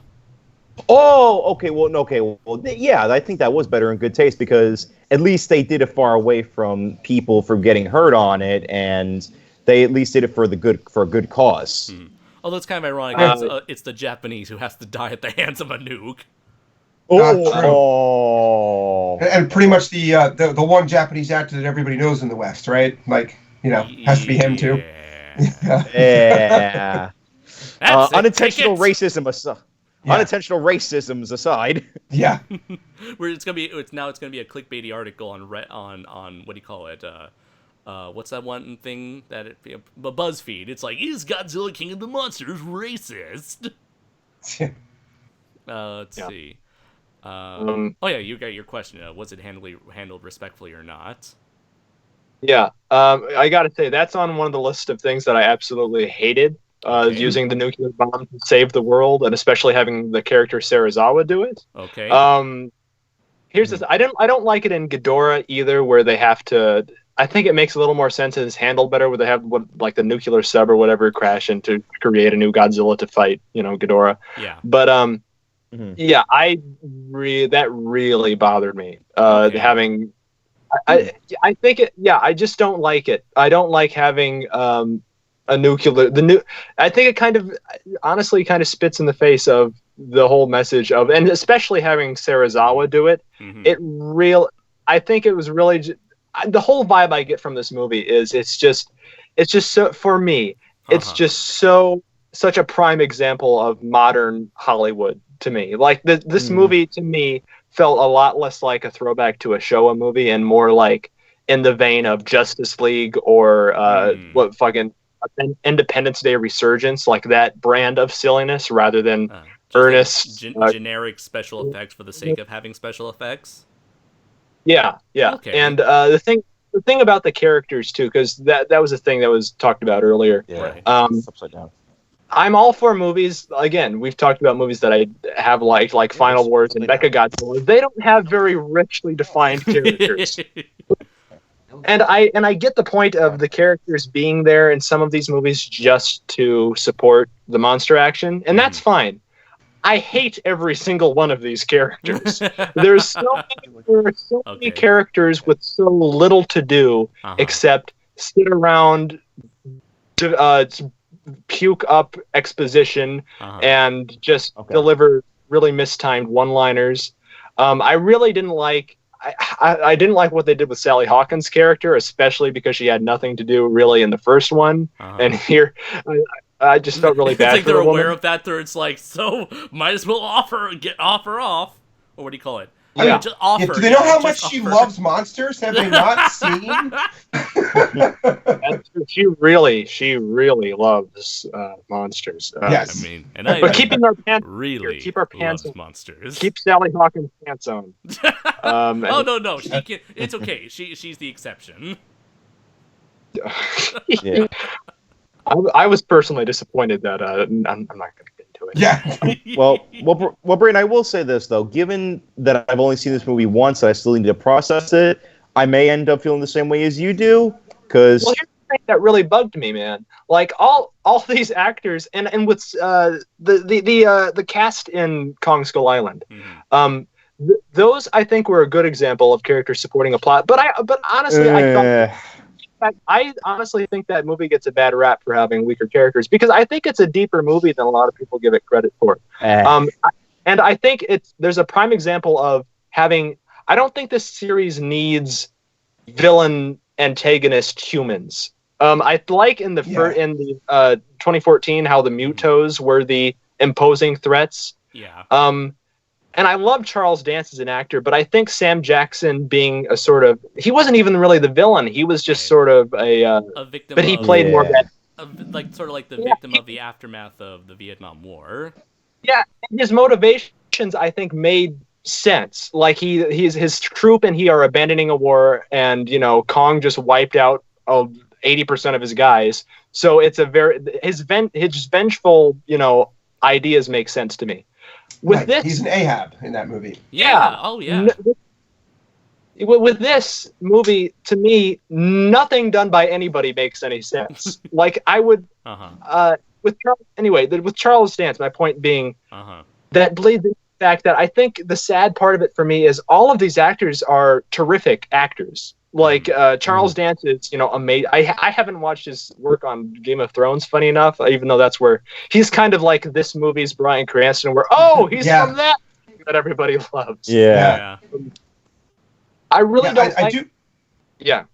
I say, Brandon, I do totally agree with you about Charles Dance's character being underutilized and not really necessary because, like, I hated his character in that movie. Yeah. There's no payoff. He just says, "Well, we have everything we need. Let her go." And she drives off. She's not seen until the after credits, and he won't be in the next movie. So why even bother not having a payoff with it? I think they're probably going to wait for Godzilla 3 for him to return with Mecha King Ghidorah or whatever. I don't know. If that's what they're doing. He's not in the cast list for Kong versus Godzilla. No, I don't think. I mean Godzilla, a proper Godzilla 3. That's what I mean. If we get there, I would like to see him. Yeah, if the box office says otherwise. Mm-hmm. I just thought anyway, my whole point with that being all of these are really great actors, but I think it's just for me it's a big example of how much goes into filmmaking and how much of a collaborative effort it is. Yeah. Because you can have actors are certainly, if any, one of the most important things in a film, but they have to have something to work with. They have all of this, like the dialogue. I know these movies aren't known for David Mamet-esque dialogue, but the motivations and the dialogue specifically, the dialogue felt like dubbed dialogue, like from one of the badly dubbed movies, like an approximation, like a bad approximation of another language. Like it all felt robotic to me. Okay. None of the actions really felt organic. Mm-hmm. And yeah, just focusing on him, I don't think you need a human antagonist. I think especially with Ghidorah, how they were putting so much character into him, I think he could have served fine as, this movie. They'd have to make changes, obviously, to the script, but he would have been. You just don't need that, I don't think, in this day and age. Yeah, you can kind of tell, like, there was a lot of Max Bornstein's original script left over, as opposed to Michael Dougherty and Zach Shields' rewrites of it. Oh, really? Mm-hmm. I haven't actually paid attention at all to who was writing this or how this script was getting processed. Well, Michael Dougherty has had a history in his films where he would co-write it along with his friend Zach Shields. Oh, and they do this with all of their horror films. And I will agree with Brayton that when it comes to the writing, I do agree that even though the acting is great, and we've talked about that the characters feel a little bit underwhelmed, but the dialogue itself definitely felt flat at times. And the thing is, with Dougherty films, especially in terms of the writing department, I expect a lot better from him because I know he is a damn good writer.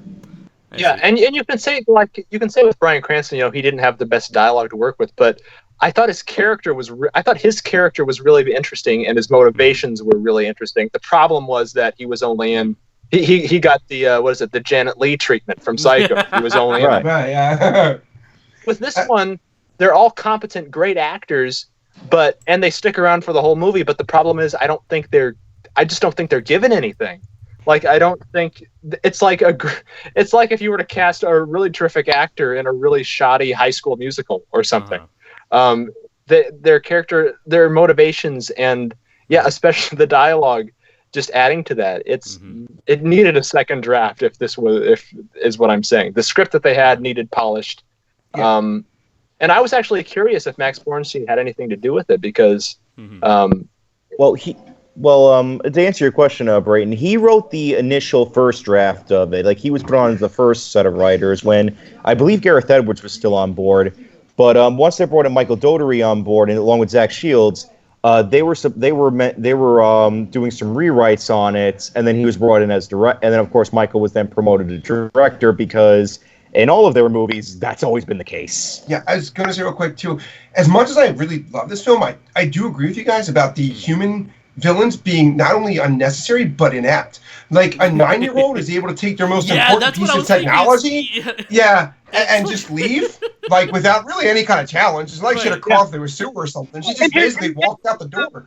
And with BF Farmiga, she fucking pulls a gun on the head of this eco-terrorist group, and he's like, let it go, fine. Yeah, like, seriously? Like, why would you just let her go? I mean, okay, I get it, you don't need her anymore, but you don't think, especially when she. I don't mean to interrupt you, Brayton, but like when Madison has the device that brings Ghidorah here, you don't think maybe you should at least go with her to get the fucking thing? They'll cause a problem. Right, it's the one thing that can stop you. So. Well, here's the thing. Like, I feel like it's funny. I really do like the first minute of this movie. Like, I think, what's the Jonah? Is that it? Something? Yeah. What's? The bad guy? I think. Yeah, Charles Dance. Okay, yeah, think, what was his? Someone in the audience where is it? Someone actually put his name down in. Oh, Alan Jonah. That's his character's name. Jonah. Yeah, the thing that just led me down the road of where I really don't think you need human antagonist is he has a really cool, like, scary Vader-esque introduction. Yeah. Where like he just bursts. There's having a sweet moment with the Mothra larva, and he just bursts in and fucking wipes everybody out and steals the mother and her daughter. And I'm like, oh, okay, you have my attention. But then as just the movie went along, kind of like all my other opinions on a lot of it, is it just kind of nosedived for me. Like it really, it peaked early. Like for me, the first Godzilla Ghidorah fight was the peak of the film, and everything for me, unfortunately, after that just felt like a slope. And yeah, with his character and the whole eco-terrorist thing, I just feel like having it not pay off in the third act, it was kind of, and especially considering it's not gonna, having no closure with it, and if he in particular isn't going to carry over into the next movie, I don't know why you leave it open ended, and I don't know why you put him in the end credit scene, especially because you don't know if you're getting a anything 3. Beyond. Yeah, Godzilla versus Kong. I see what you're talking about. Like you said, he had a great. I liked his introduction in the movie, and to point out what Warrior King Forever said, yes, I did get a vibe of Emma Russell and Alan Jonah being akin to Scale from Godzilla the series, sort of like terrorist organization that's like trying to use the monsters as weapons. And I thought, oh, I really love that. It's really cool. It's over the top. I love the idea of like terrorists like using monsters what's that? It's a little Jurassic World Fallen Kingdom to me, Grace. Maybe. I don't know. I dig the idea of humans trying to manipulate the monsters to their own advantage. And there's no payoff, unfortunately. However, in my case, it didn't bother me as much just because I was too distracted by the awesomeness of King Ghidorah. So it's like, what human characters now? Sorry, I wasn't paying attention. Yeah. But yeah, it's definitely lost potential right there. It is lost potential there, and perhaps it would have been much better if Emma Russell was the only sort of human antagonistic force there. Just have her be like the main character, because she ends up dying for paying the price for her actions. Although I do say that my problem with Emma, I think I have a much bigger problem with Emma Russell than with Alan Jonah, because with Emma it's like they try to redeem her after committing such a horrific act. Yeah, against humanity. I was watching it. Like, I get, me and my friends were. I'm sorry, continue. It's okay. I get what they're trying to do, where she's like this person who's probably taken her tragedy and slowly driven her insane to the point where, of course, she comes up to this crazy conclusion because she herself has gone off the deep end, and she's trying to rationalize it, thinking this is the best option, and they're trying to give her this sort of redemption arc. But I don't think there's enough redemption for a character like that, and I feel like that she should have been caught in a situation against her will where she's forced to confront Ghidorah, and only at the last minute would she come to regret everything she had ever done, given that she is everyone. I didn't actually. Go ahead. Sorry, Andres. I didn't actually take it as her trying to redeem herself necessarily. No, I'm saying as like the movie is trying to redeem her in the audience's eyes by giving her a hero sacrifice. Yeah. Oh, but I took it differently. Yeah. So just okay, and I might be wrong, but I took it differently in that it wasn't so much for the audience, but I thought it was in her eyes. She had spent so much time focusing on the loss of one kid that she wasn't really paying attention to the other. So when she had the opportunity to save the other, is kind of like where she changed, because there's nothing else that changed her. So I took it as like she was trying to redeem herself somewhat, at least in the eyes of Millie Bobby Brown's character, as opposed to like for the audience. Now I could be misreading that, but that's what I took it as. I can get behind that idea, where like maybe she's still on board with her plan. But yeah, her only daughter is her biggest priority, and yeah, it is kind of hypocritical that she's cared so much about her daughter when she is killing numerous other sons and daughters in the process. But hey, she's the bad guy. She's crazy. I can get that's okay with me. But it's like, yeah, the way it was executed, her sacrifice. It was done poorly. Yeah, it was pretty poor. So it's like I think go ahead. I think, like, for me, it all kind of just ties back into my the biggest overarching complaint I have is that the movie seems like for me, it seemed like it tried outrunning the audience. Like, everything was just so fast. It has a lot of the same problems as 2014, but it's also the antithesis of 2014 with those, because, you know, a lot of 2014 was focused on one singular character who, I got what he was doing, but it just wasn't engaging enough, and it was very plotting.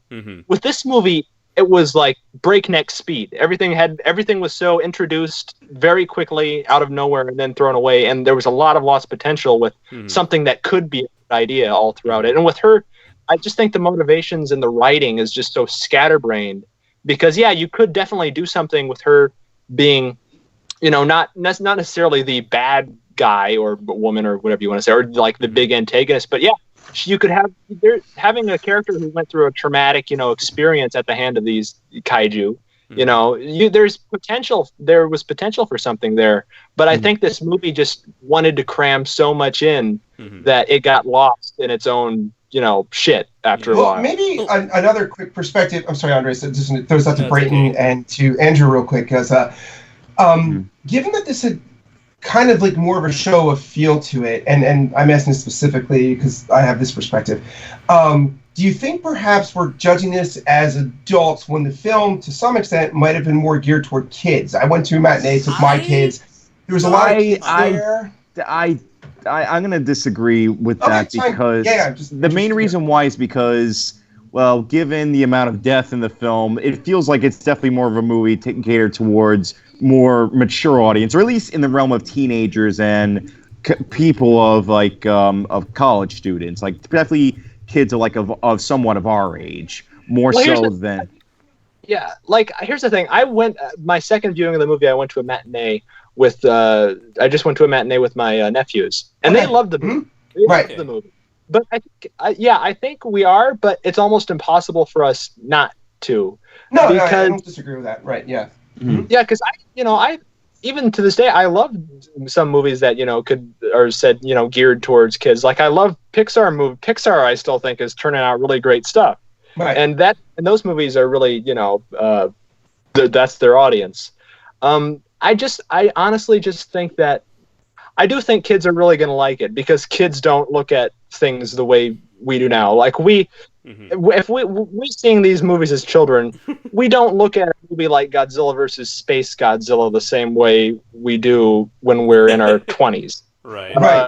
Like I'll say, my kids in particular picked up on this right away. That they said, "Dad, this is How to Train Your Dragon," just with Godzilla, How to Train Your Dragon 2 in particular, with like the alpha and like taking control, and like they do awesome dragons in that. But I was like, oh, okay, I can see that. You know, funny enough, I actually thought that in the theater, because when I was watching the movie, and I looked at my mother and I said this to her. I said, "Wow, this is the weirdest ripoff of How to Train Your Dragon 2 I've ever seen."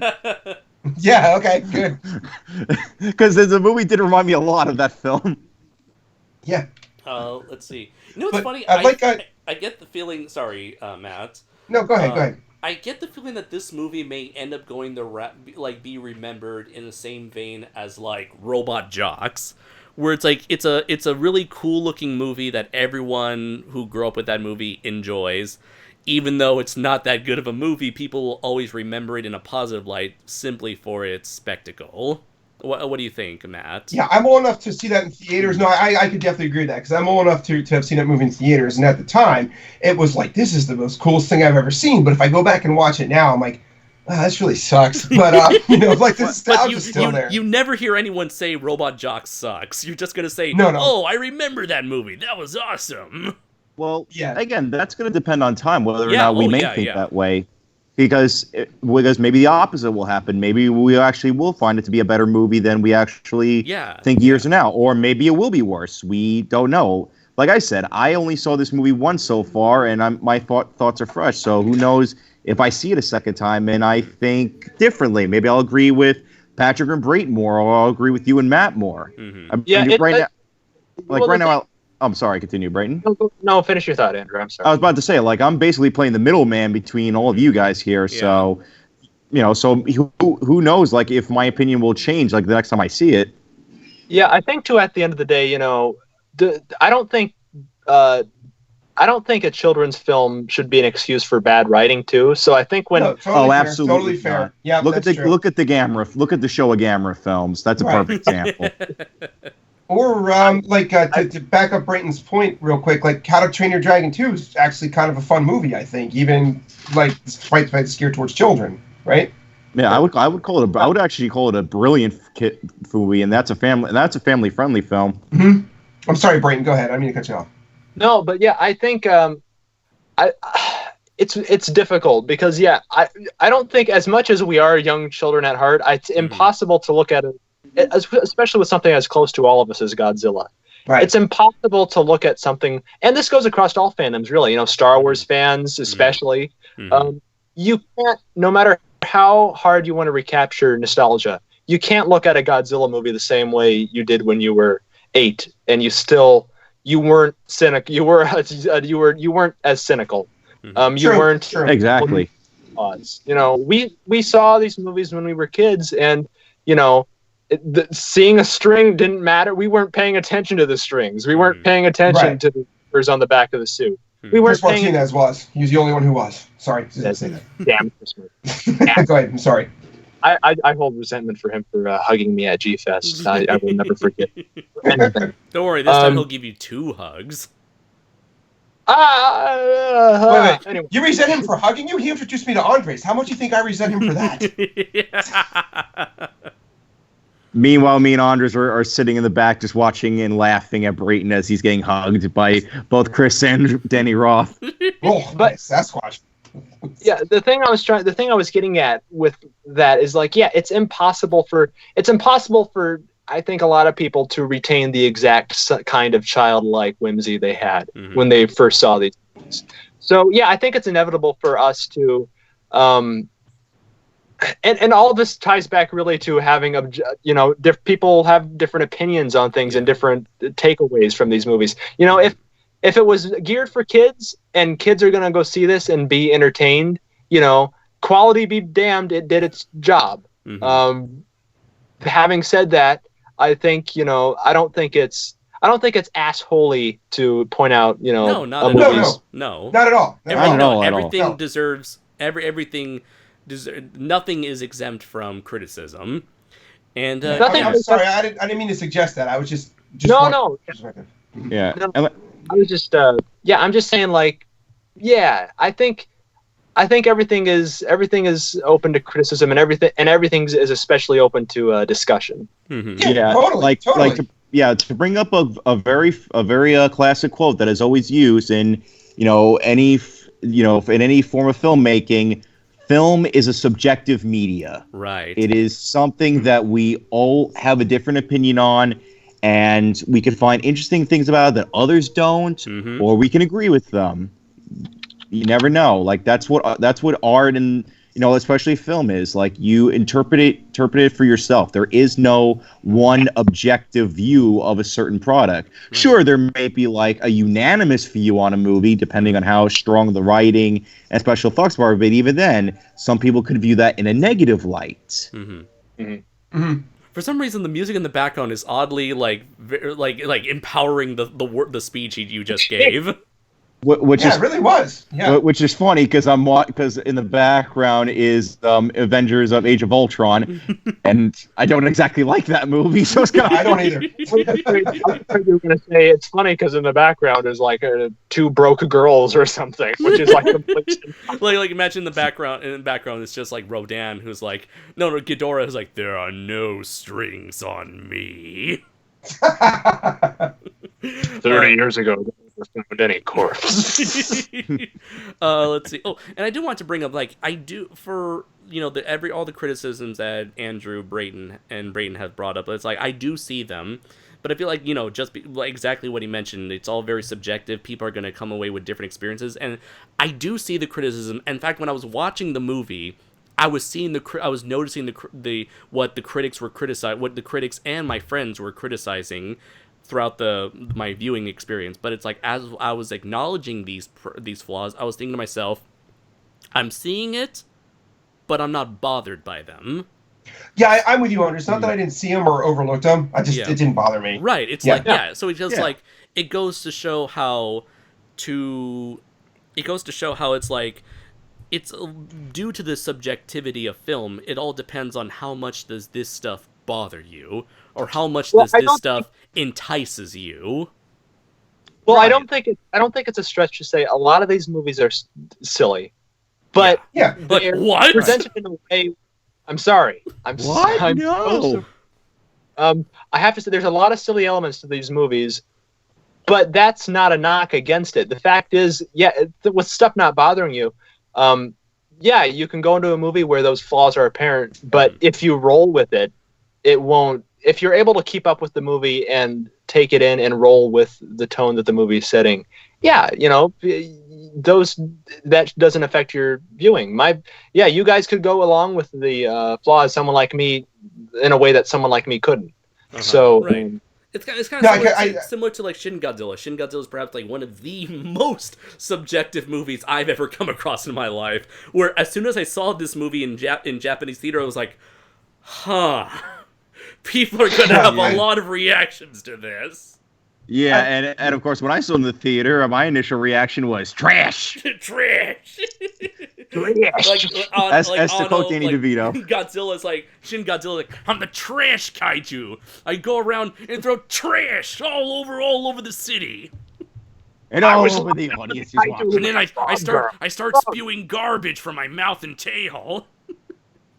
No, wait, better yet. To quote, I don't mean to interrupt you, Matt, but to quote the panel at G-Fest with Kenpachiro Satsuma, who described how he was going to be playing Hedera. Well, there's this thing that's made out of garbage, and it feeds on garbage, and it's Godzilla. There's a lot of garbage.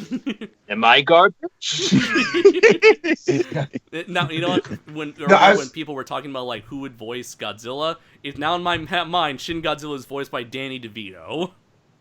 That would be that would make the movie slightly better. I would. So I'll play this city of Tokyo like a harp from hell. I got two quick things I gotta tell you guys. Yeah. One on a side note, I know just not Brayton, just jumped on Andrew, but it's my wife's anniversary today, talking about voicing things. So I downloaded for her Gilbert Gottfried reading 50 Shades of Grey. It's hilarious. If you guys haven't seen that yet on YouTube, that's the most romantic thing you could ever have done for your wife. Of course, let Gilbert Gottfried seduce you.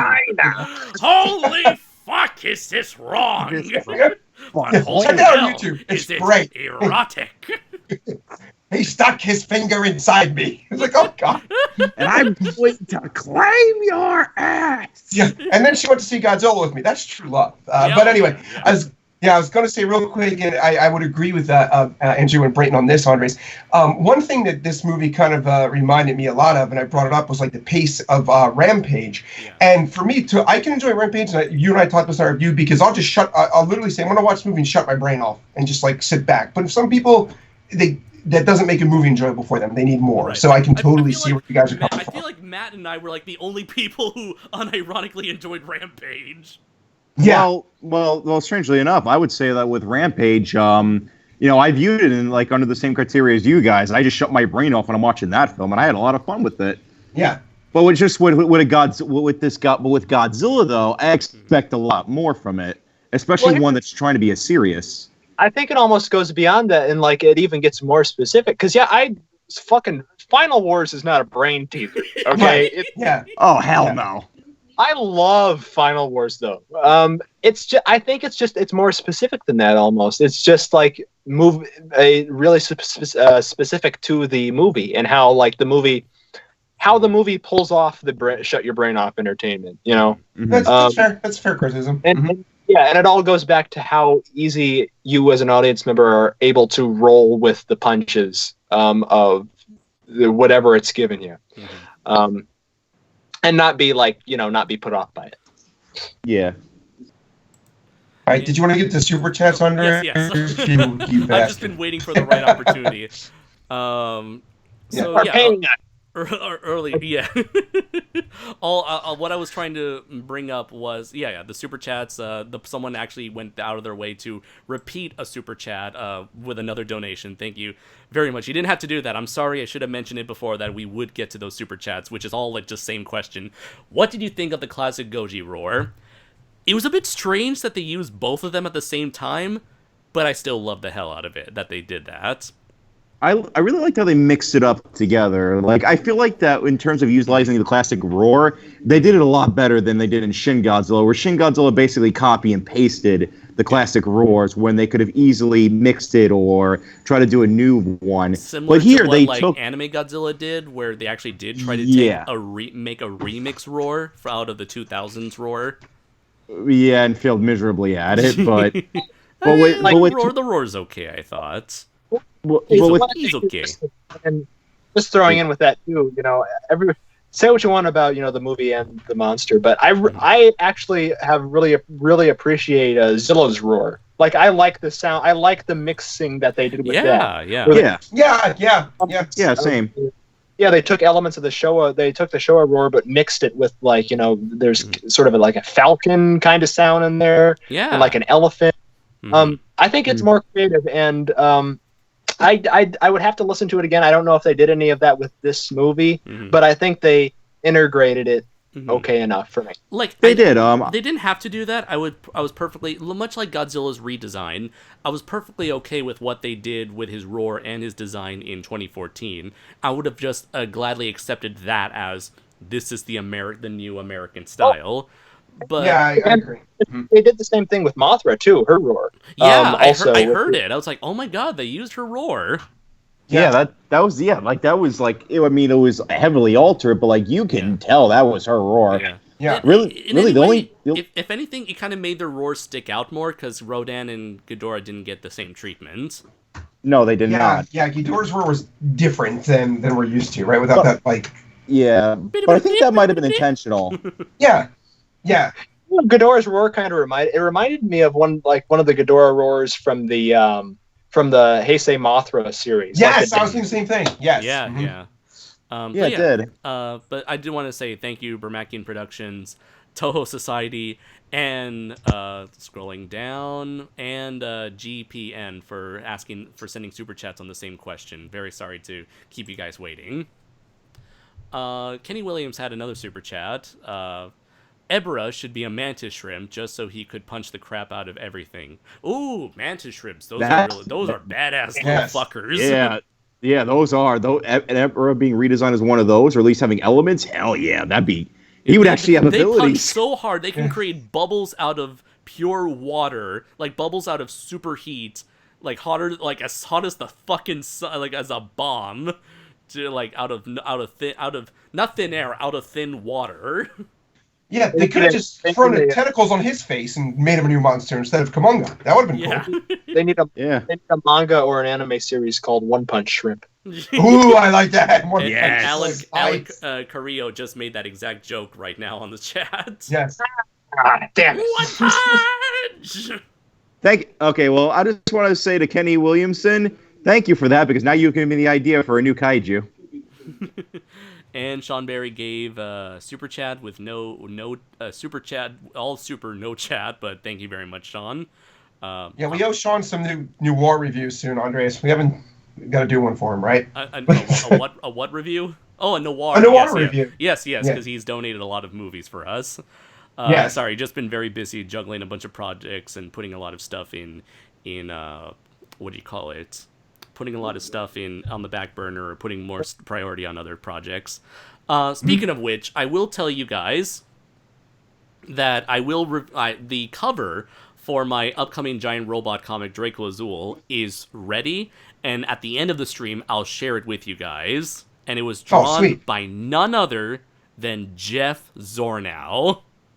Wow. Yes. So Miss- Andrew and Brayton, they already know what it looks like, but if you stick around to the end of the stream, Yes. all 38 of you, I'll show off the final cover for Primal Warrior Draco Azul, my upcoming giant robot comic that I'll be selling hopefully at G-Fest.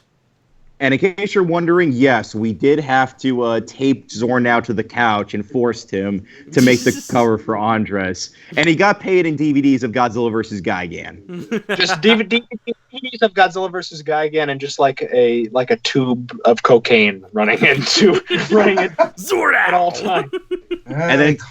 And then 2 seconds later, he and August were going to arguing again over Megalon. And you guys, I'm sorry, I didn't want to ask you guys quickly. Have you ever seen those two argue? Yes, and it's amazing. Because I know it's not serious. They're just busting each other's balls. I know, but still, it is incredible to watch. Every single time I see those two argue, I always grab a thing of popcorn and I just enjoy the show. Let's see. Checking out a Warrior King Forever says, if Madison continues to appear in future G films, I imagine she should have to face a lot of adversity due to her being the daughter of the crazy lady who almost destroyed the world. Oh, that would be interesting. Yeah, that would be interesting. Yeah, that's almost too smart for this film series. Yeah, I would agree with that though. It is too smart for the series. Yeah, that would be interesting, which means they won't do it. Aww. Speaking of side characters, what I liked about O'Shea Jackson, he felt like what was it? I have to read Dylan's comment. Jeff Zornow has now drawn a thing which I originally drew. I can die now. Congratulations, Dylan. You done it. You did a thing. What was it? What was I going to say? O'Shea Jackson. His character reminded me a lot of. He felt like an improved version of Joe Brody's character from 2014, where he's just like this main like no nonsense stoic soldier guy. But what makes him work much better than Joe was that he was a glorified background character and nothing more. He served his purpose and let other characters do the talking, most of the talking. I gotta say, yeah. My favorite moment for him is one of my least favorite moments in the movie, but I kind of love it ironically. All right. Was the if I was your kid, I'd run away from home too. Yeah, that was. Yeah. Oh, I like that. Yeah. Oh no. Yes. I'm with you on this. I like that cheesy lowbrow humor. I will say I'm easily entertained. Yes. I like the mind of a child. Like he made the funny.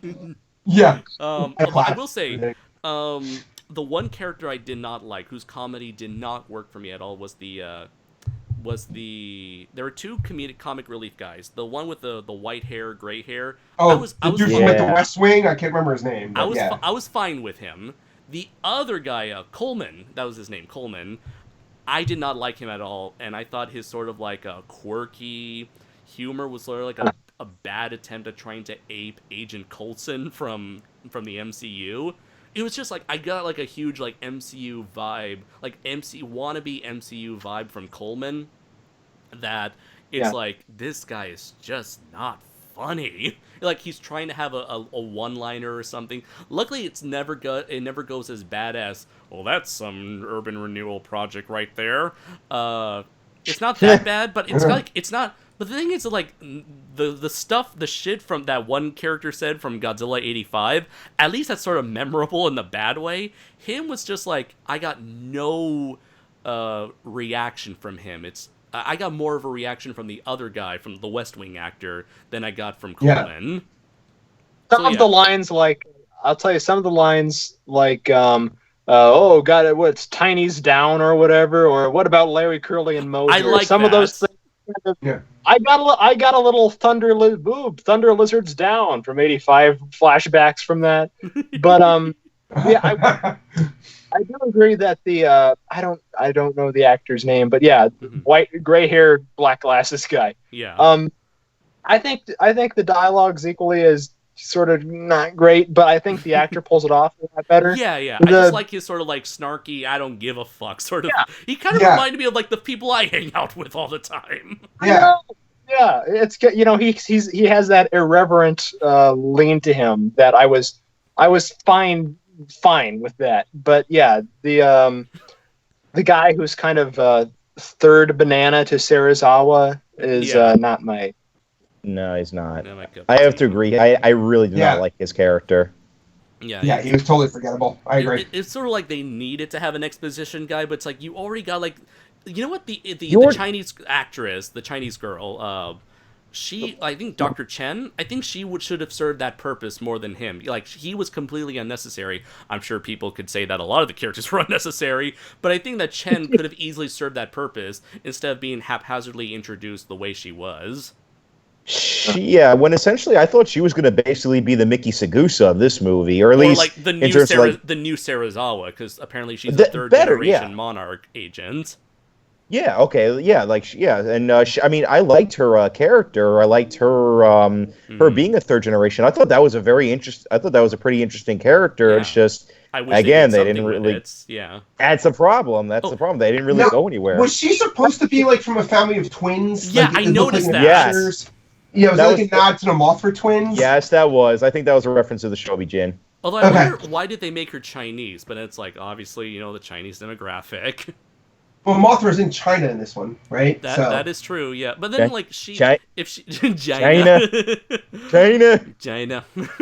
We're gonna build a wall against Ghidorah. It's weird with that quote unquote reveal, which just left me confused because it wasn't really a reveal of her when the guy who is apparently, if you stayed for the credits, you'd know this. The guy, the African American guy, is supposed to be Brooks. Yeah, it took me 2 viewings to catch that. I didn't get it the first time. Who? He's from Kong Skull Island. Sorry, black guy from Skull Island with the glasses. He's apparently the same. That character is who yells out to her when Mothra comes out of her cocoon under the waterfall. Yes. Oh, fuck. Okay, good. So I'm not the only idiot who didn't catch it the first time. Right. Yeah, that's the thing about the Easter eggs and the fan service in the movie. I think the fan service is kind of botched here. Like, there's a lot thrown in there, right? And sorry, go ahead. I just think it's kind of there's a lot thrown in just to make some people giggle, maybe, but none of it really goes anywhere, and none of it has a purpose. I don't think. Like, it's kind of cool, you know, a twin reference. She has a twin, and it's kind of cool that's the guy from the movie, and it's kind of cool that the general from 2014 who you know what I said about Sally Hawkins, he has nothing to do in this movie. The Easter egg only fans would get. I'm pretty sure like the sites where Mothra and Rodan were at, like it was like 62 and 61 or whatever is the years that their movies came out, right? Yeah, I got that. Yeah, but it's like most people won't. Ooh, so one thing I really liked was in the credits. It was Godzilla, Mothra, Rodan, Ghidorah as themselves. Yeah, as themselves. I love that. It's like it's a way of like treating the monsters as legitimate actors / characters. That just makes me wonder though. Was there ever a moment where Rodan was going full on Christian Bale because he didn't get paid as much as King Ghidorah and Godzilla? For fuck's sake, you amateur! I hope you're happy because it's fucking ruined. Rodan, language. You're the main monster. Oh, good for you. How long have you and I been doing this shit for years?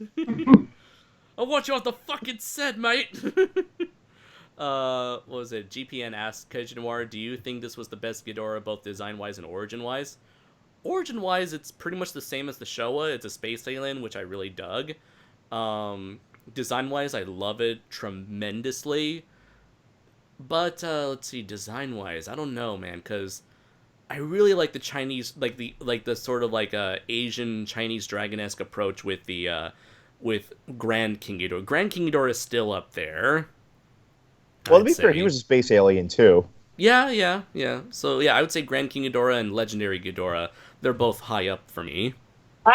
Explain this to me. I didn't catch the movie. I wonder if you guys that apparently the movie was just going so fast that I was kind of glazed over. Yeah. But the Octopus Destroyer not working on Ghidorah because he's from space. I think it's because of its healing factor. That it? Okay, I didn't. I was. No, they did skip through pretty quickly. I took it as a healing factor thing too. I could be wrong. So. Yeah, I definitely think it was due to the healing factor and also because he was from outer space. Maybe, yeah, it could be a combination of both. Or as to quote the guy from the History Channel, alien. They should have given him a cameo instead of Brooks. At least we would have recognized him. I wish Michael Dorter would have took advantage of that. Let's see. Minecraft Dino Kaiju MDK said, if Mothra is in the next film, I definitely want a scene in which Mothra's song was sung by the twins so that it could finally have lyrics instead of just being an instrumental. Well, in the post-credits scene, they announced that they actually found another Mothra egg, so it's possible that... I love that. Yeah, so, yeah, it's like, again, depending on how much money the Kong vs. Godzilla in this movie make, yeah, we'll probably see Mothra again in the future. Do you guys remember the theories going around online that Conrad's character, Tom Hiddleston's character, was everybody thought that was going to be Charles Dance's character? Yes. Did you guys see that? I didn't see any fan theories about that, so it's like I didn't follow any of that. Sorry. Yeah, that was I saw that. Go ahead. That was a fan theory. A lot of I saw floating around, but I think I don't know. I would have liked something more to tie us through the movies. Like it just felt like if you didn't have Kong Skull Island, to me this felt like following up Batman Begins with a Schumacher movie. Like the movie, this movie really took a lot of the work from 2014, just threw it out the window. I wouldn't. Well, Terminator 2 or like Aliens, but they still feel in the same universe as the original film. This doesn't. Everything kind of gets the Schumacher treatment to me. It feels like such. Not even in the same continuity, almost. Other than we'll have Serizawa Monarch. Yeah, we got to have that stuff in. But other than that, there's no consistency for me.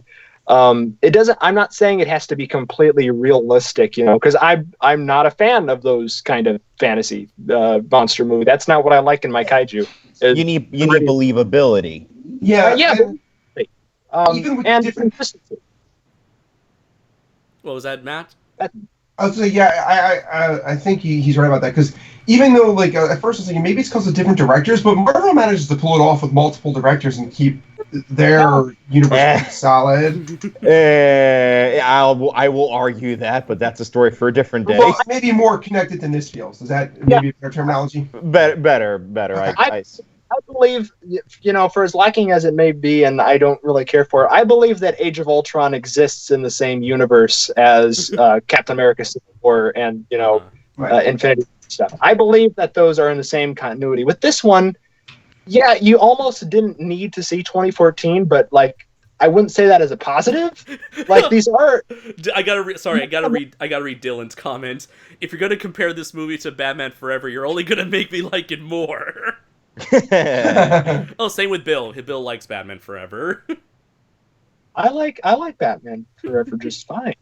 But I'm not saying it as a criticism. I'm just saying it's just an observation. Sure. Yeah. It's I totally get you, man. It's like stylistically, execution-wise, it feels like another world from what Gareth Edwards and his team was trying to do. For the record, too, it won't make him more popular, but I love Batman. I prefer Batman Forever over all the Nolan movies. So I'm not saying that as a negative. Sure. I'm just saying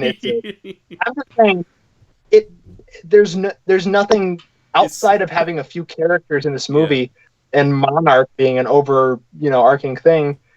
It doesn't feel tonally consistent. Like it doesn't feel worldly consistent. Yeah. In other words, to quote John Travolta, it's so weird. Oh, So God. weird. Yeah, and the most glaring thing being the Muto appearing in Godzilla, not just evaporating it right away. Yeah. Right? Like, Yeah, although I personally I'm kind of agreeing and disagreeing with Brayton because I agree that tonal shift, like the tonal shift with the other movies was the thing. Although personally, I don't think that was the case with this movie. I don't think for me like comparing the movie to Batman Forever is the comparison I go for. Personally, I'd say Kong Skull Island deserves that award more for being more like that. This movie I put.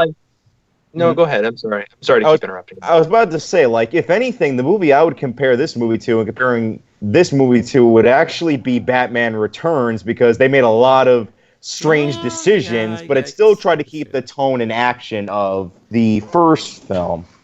That's what I would compare it more. This is like the first time that a Godzilla movie's really, or a Godzilla series of films have really tried to do a cinematic universe type thing where there is a continuity. Like, Right. they've done things in the past, like, the two Kiru films. Yeah. And you could say, but like in the Showa movies, they tried it maybe at the beginning a little bit, but then no one cared. Like, it didn't matter after that. With this movie, I feel like since they're trying to do that Marvel type thing, the MonsterVerse thing, I just feel it needs I just think it needs to do a similar thing to Marvel where, it doesn't.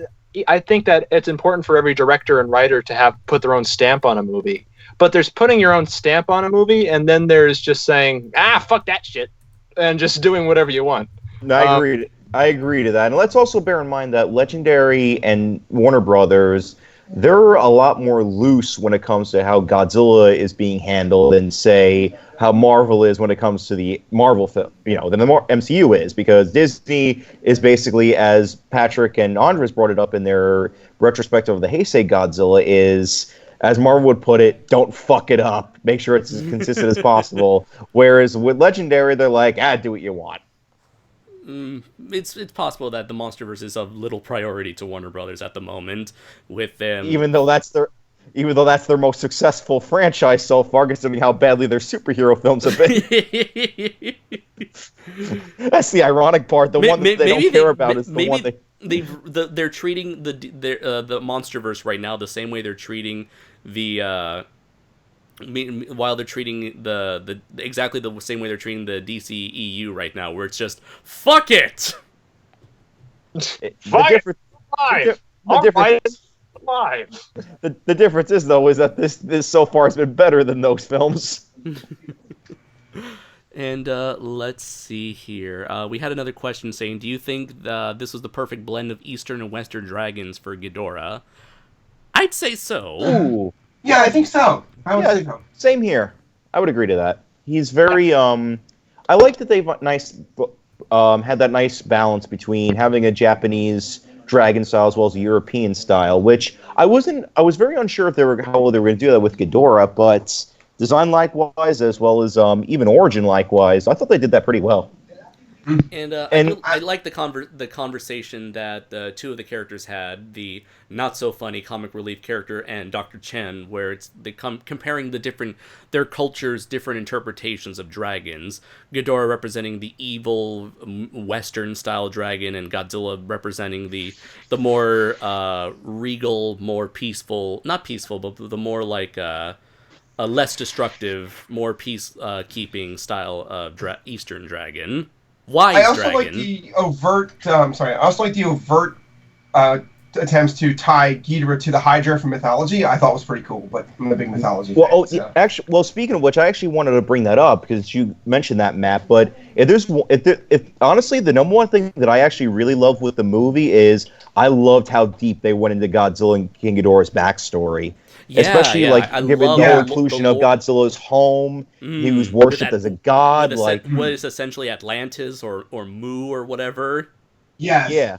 Like because this is one thing I wanted Legendary to do for a long time that not even a lot of the Toho films did, was make Godzilla feel like, well, a god. And that's true. Yeah. It's in some films when I'm watching this, Godzilla's always described as the king of the monsters, and yet in certain films he feels like he's no stronger than any other monster beforehand. He just happens to come out on top in situations. But it's like here it feels like he is like it was this movie along with the Rulers of Earth movie, where it's like for the first in these two pieces of Godzilla medium, you get the sense that all the other monsters respect Godzilla because he has done something no other creature could have ever have done before. Where it feels like the title is actually earned for him, or rather, he had it. He lost it, and now he's reclaimed it. And I love the concept of Ghidorah being the false god, an invasive species. I loved all of that. Yeah, it was like you know what it was like? It was like I'm not sure if you guys know this animal, but the American snakehead. Very similar to that. Snakehead. It's a species. Fish? Yeah, it's a species of fish that invades in the United States, and it's killed off a lot of populations of aquatic life. Okay. And it reminded me very much like that with King Ghidorah, and I really like that. I love that idea. Right, yeah, because that fits into what like Showa Ghidorah was all about. He goes in, invades, fucks shit up, and then moves on to the next planet. Right.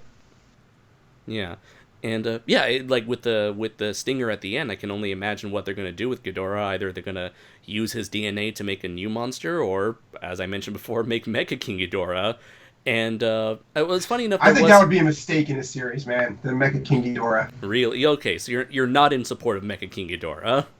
No, there's not been anything to indicate they have that kind of technology to build a giant mech. I know people are saying there's like a Titan mech thing mentioned, but I don't see that fitting well in this universe. But do you guys agree or disagree? Or I would agree. It depends, because this could pull, like, you know, what Brayton said. They could just go more into like they could shift the tone into more of the fantasy side from film to film, and you know they could just say fuck it and introduce giant mechs into the franchise. But it's kind of similar to what I do kind of see where you're coming from. In fact, I saw a post from Garayan saying that that he felt like mechs probably do not really fit in this universe so far.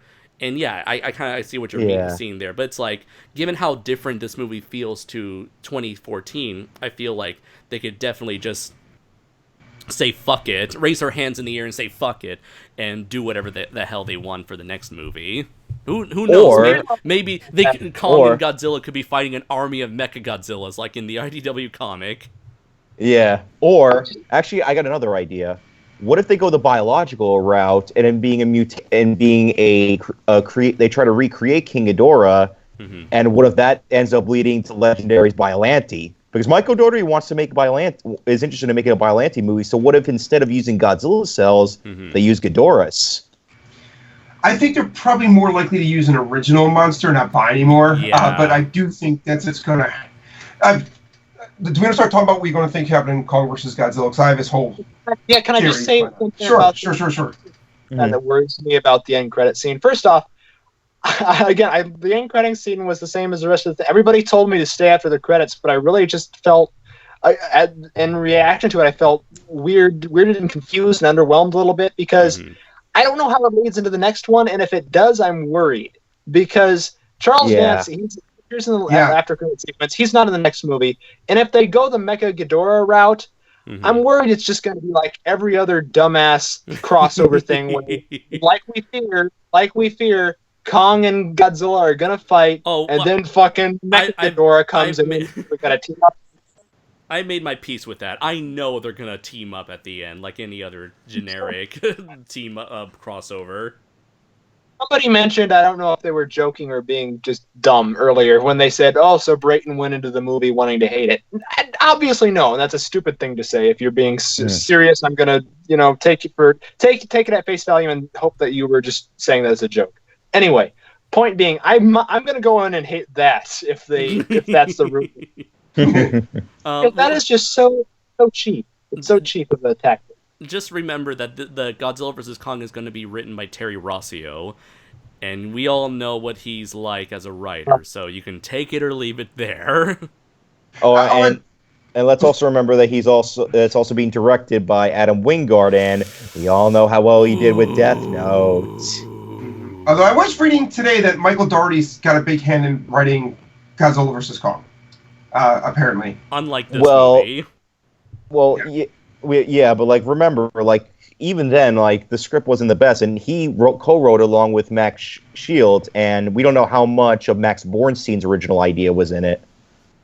Mm-hmm. And like I said, oh, sorry. Go ahead. No, and I was about to say, like, and as I said before, like, even then, with those two co-writing it, I still expect better from Dotery. Yeah. To be honest, I still haven't seen his movies, but I really do want to after seeing this film. Oh, I love Trick or Treat and Krampus. I don't know. Yeah, You guys I know hear that. so much Oh, about. I I hear so much good things about them, especially Trick or Treat. Having said that, Michael Dougherty did also write Superman Returns. He did. Yes, he Oh. did. Really? Oh, I didn't know that.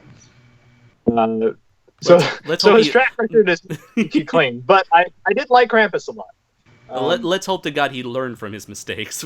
Maybe that was more of what's that guy's name? Bryan Singer? Maybe that was more Bryan Singer's influence. Well, no, it has to be, because remember, he was the same guy who, when the producers told him about a bad decision, he just showed him Nicolas Cage's shot of him as Superman just to shut them up. Yeah. Mm. Although, For any honest, of you, I think the death of Superman, or Superman Lives, Tim Burton's Superman Lives, I think would have been a more interesting movie, at least. Maybe on the level of this movie, where it's just nonsense. well, and every single time I hear that, I just think to myself, well, Brian, at least it would have been a more interesting movie than what you gave us. Yeah, that movie's terribly boring. Yeah. And at least on another good note, Dotery did also write X-Men 2. Oh, yes. Yeah. And that's a great superhero That's film. one of the better X-Men movies for sure. Oh, yeah, definitely. Let's see. Earlier before, Dylan said he loved that Ghidorah has regenerative powers, very Showa Gauss. I do agree there. And you mentioned, I think someone here, mentioned earlier before, it's like similar to the Hydra, which Ghidorah could have been like this universe's inspiration for the Hydra. I like that a lot. Let's see. Another person said, speaking of stingers, what did you think of Mothra's powers and abilities? I really like them, and I thought I did too. I loved them. There was nothing here that Mothra never did before. Sure, she had a wasp stinger, but even GMK Mothra had a stinger of some kind. Yeah. It wasn't a projectile, but I did liked it. And there was that moment. I gotta say about that, having Rodan do the Disney villain death fall was a little much. It was hilarious. I personally liked it. It's like, oh, you got me. You fucking got wings. You have wings. Why are you falling in dramatic slow motion? It must have really hurt. Yeah, it must have really hurt Brayton. Yeah, he got hurt. He's too much in pain to fly. That wasn't just a flesh wound, Brayton. but he got better. When Rodan showed up at the end, it's like, where the fuck did you come from? No. Yeah, I don't know. I wanted to ask anybody else when as it pertains to the monsters themselves.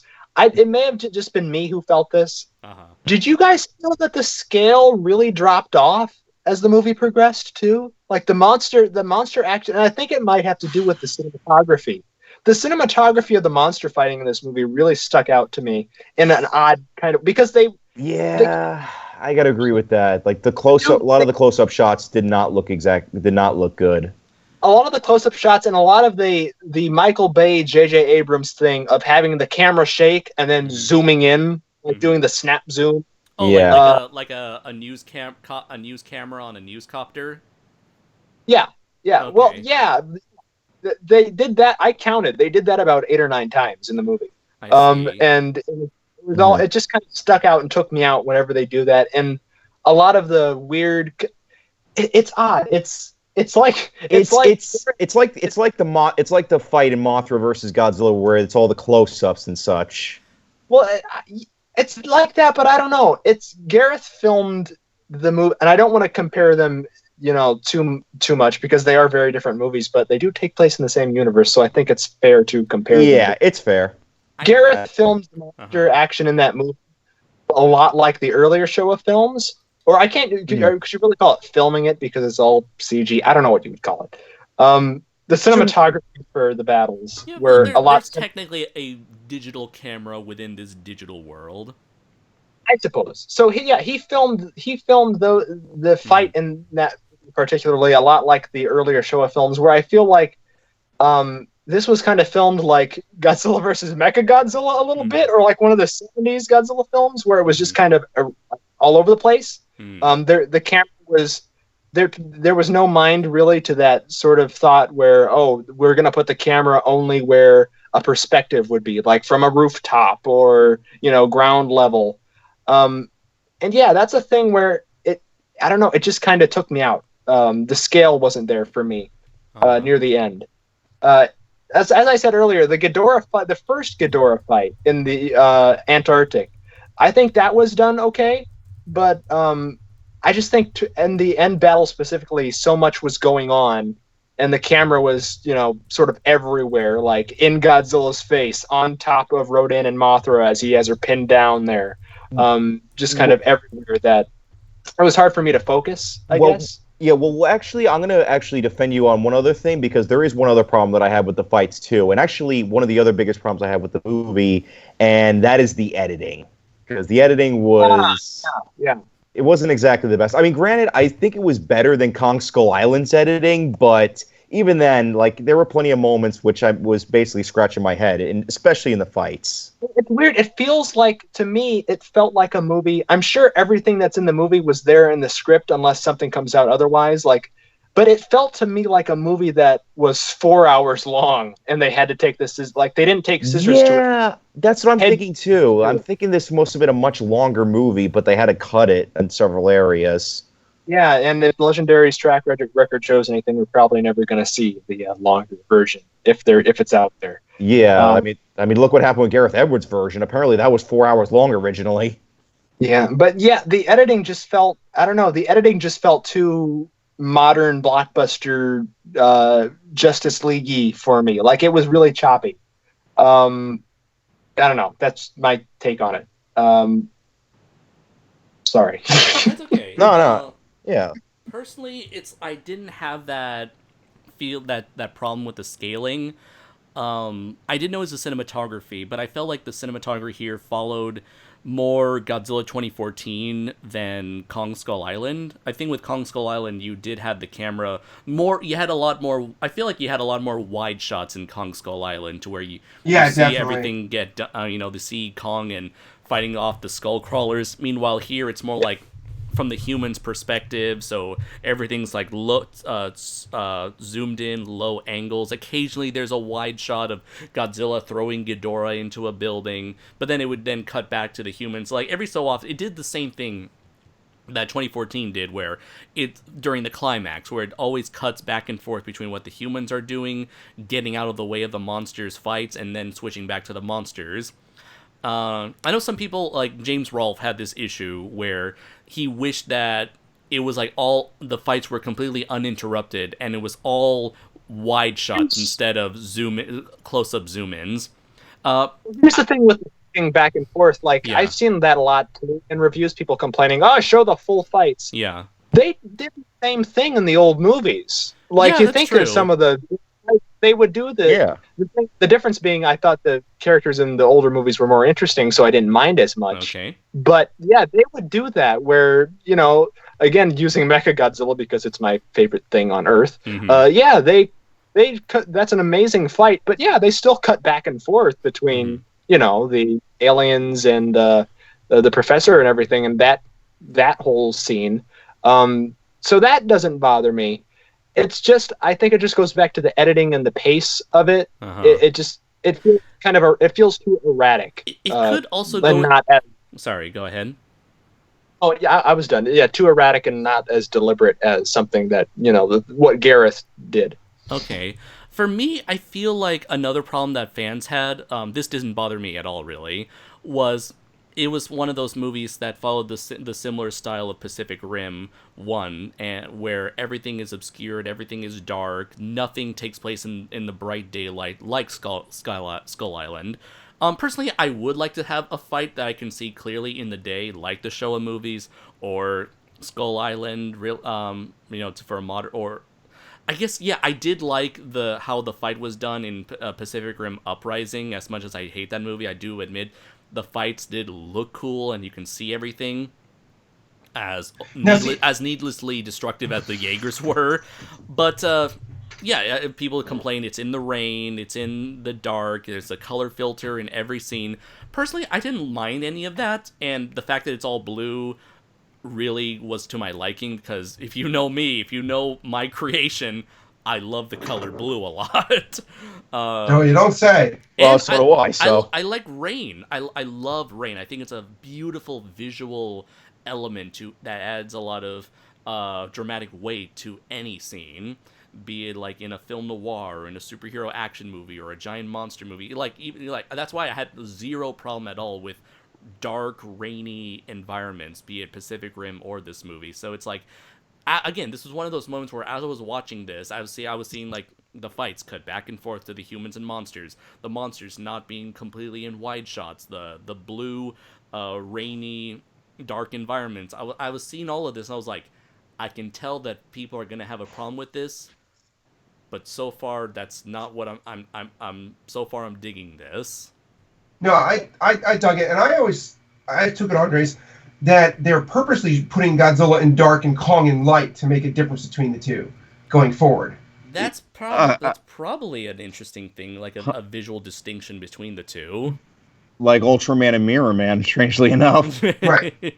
I'm assuming Mirror Man fights more in the dark. Oh, yeah, that's actually one of the main things about him, is that a lot of his shots are always at night. Oh, interesting. Yeah, and, but actually to go on what you were mentioning about the rainy setting, to be fair, in the case of the movie, it does fit with the tone that they're trying to go for. Hmm.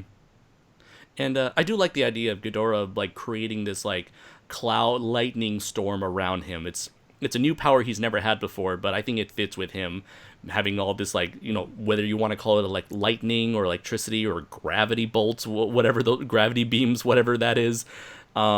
I thought it suited the character and added a lot of a huge presence. You know, once you see that cloud storm, it's like, oh, shit's about to go down, son.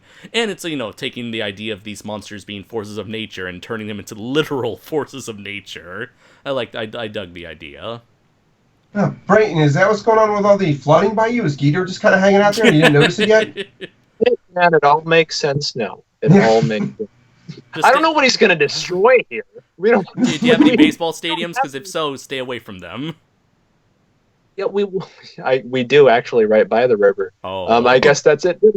I guess that'll be his target. He really hates baseball. At least the Red Sox. Yeah, that's true. Yeah. He's a Cubs guy all the way, I imagine.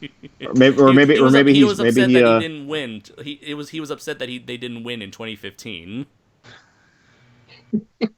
Like, damn but that's it! secretly, Like Back to the Future lied to me. I had so much money riding on this.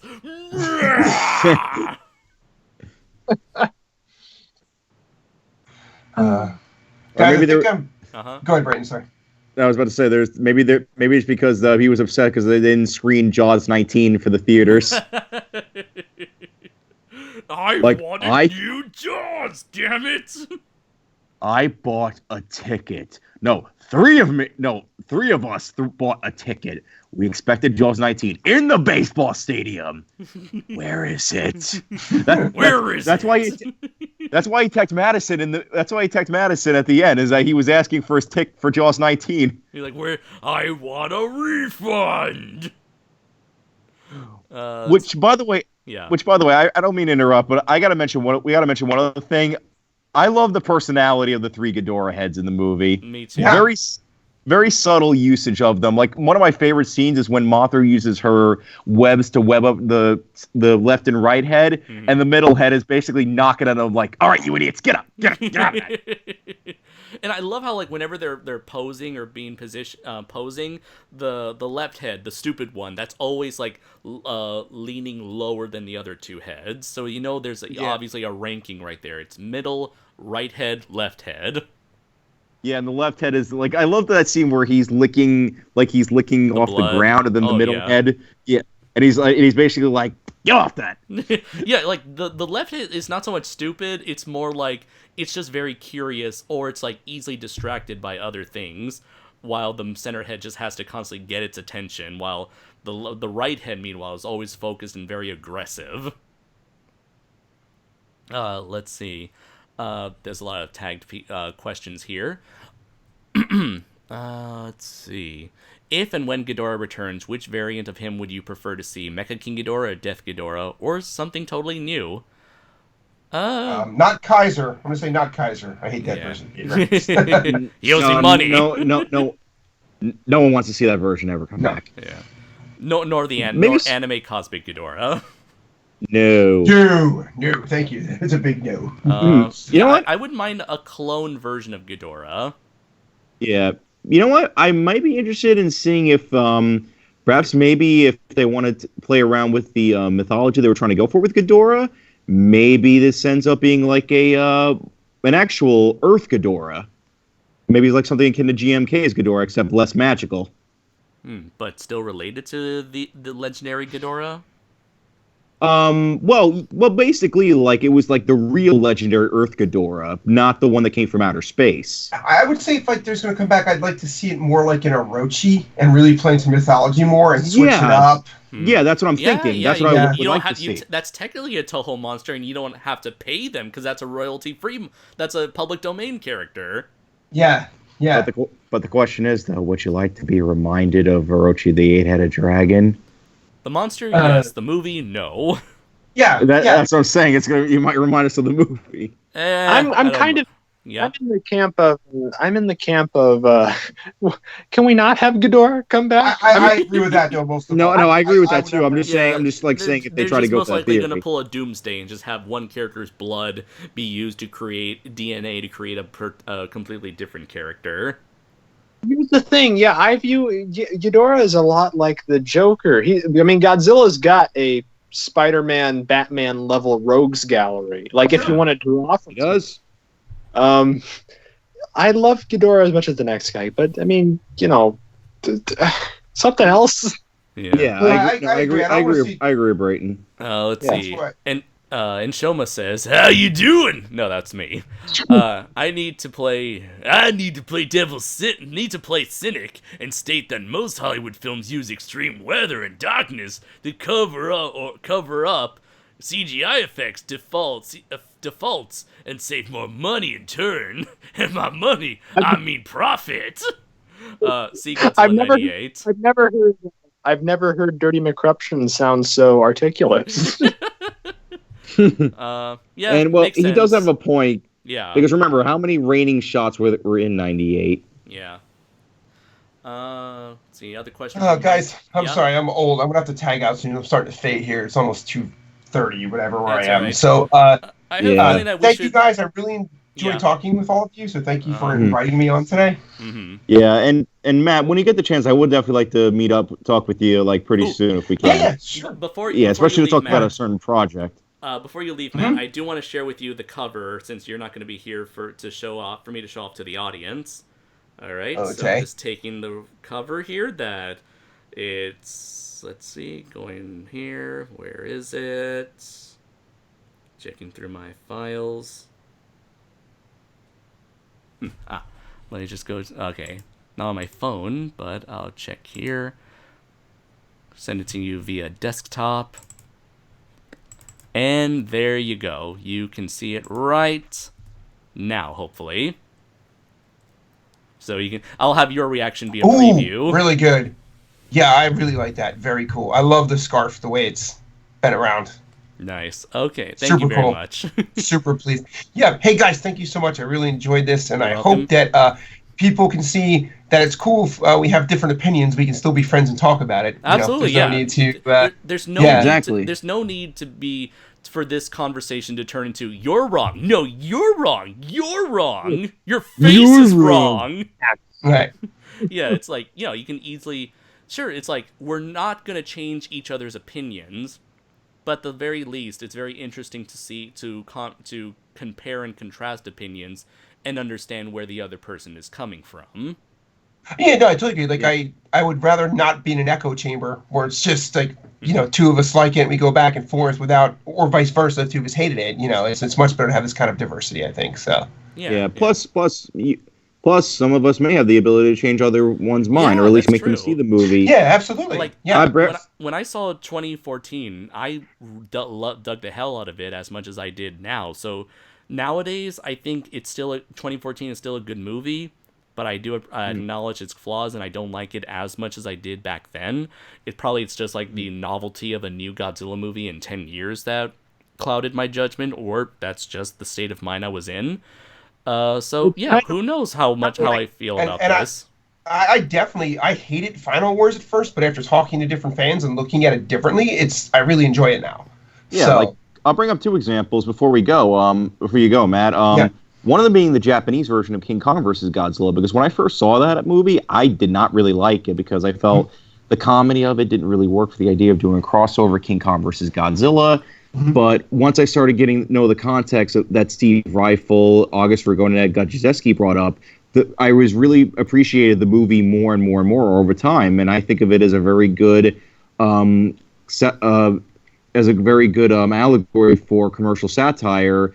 And although while I don't think it's perfect, I definitely enjoyed it a lot more than I did many years ago. I mean, I still prefer the American version because it's so cheesy and fun, but I do think that the Japanese version is a legit good movie.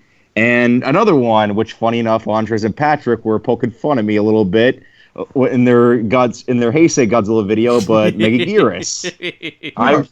At one point, it was my absolute least favorite Godzilla movie, but you know what? I decided to look into a little bit of the behind the scenes of the movie and found out that, no surprisingly, that film was rushed by Toho for Tezuka and the others to work on, despite that they ended up thinking that was one of their best efforts, but that's besides the point. But even then, I now look at the movie as missed potential, as Andres does. Totally true. All right, gentlemen, again, thank you for having me. And Andrew, hit me up. I'm next weekend's probably good if you want to catch up on the project you're working on. That'd be great. Yeah. Because I definitely would like to talk to you about that since there was like a whole mess with that situation. Okay, yeah, we'll get it worked out. Message me ahead of time so I can look into it before we talk. Okay. No problem, All dude. right. All right, gentlemen. Night. Take care, you man. too. Good night. Take it easy. All right, so it looks like our audience has sort of dipped a little bit, but we're still remaining strong at 36 people watching. So I'm going to continue this for another 15. I know we started this super late, later than usual, but I felt like it was very beneficial for all of us since a lot of us were going to see the movie and came back to, in time for this streaming. And a good majority of us after Thursday, Friday, Saturday, now we've all kind of seen the movie at this point. So I feel like this later time period, or this later time starting time, was more beneficial, I think. And we still got a lot of people who came in to watch us. And again, I want to thank every single one of you guys for joining us here on this live stream. But I think, given that we started a little late to begin with, I'd say we should go for another 15 minutes. That way it would have been we started at 1 p.m. my time, so it would end at around 4. So yeah, 3 hours is a long enough time for this live stream, I think. Don't you think, guys? I agree.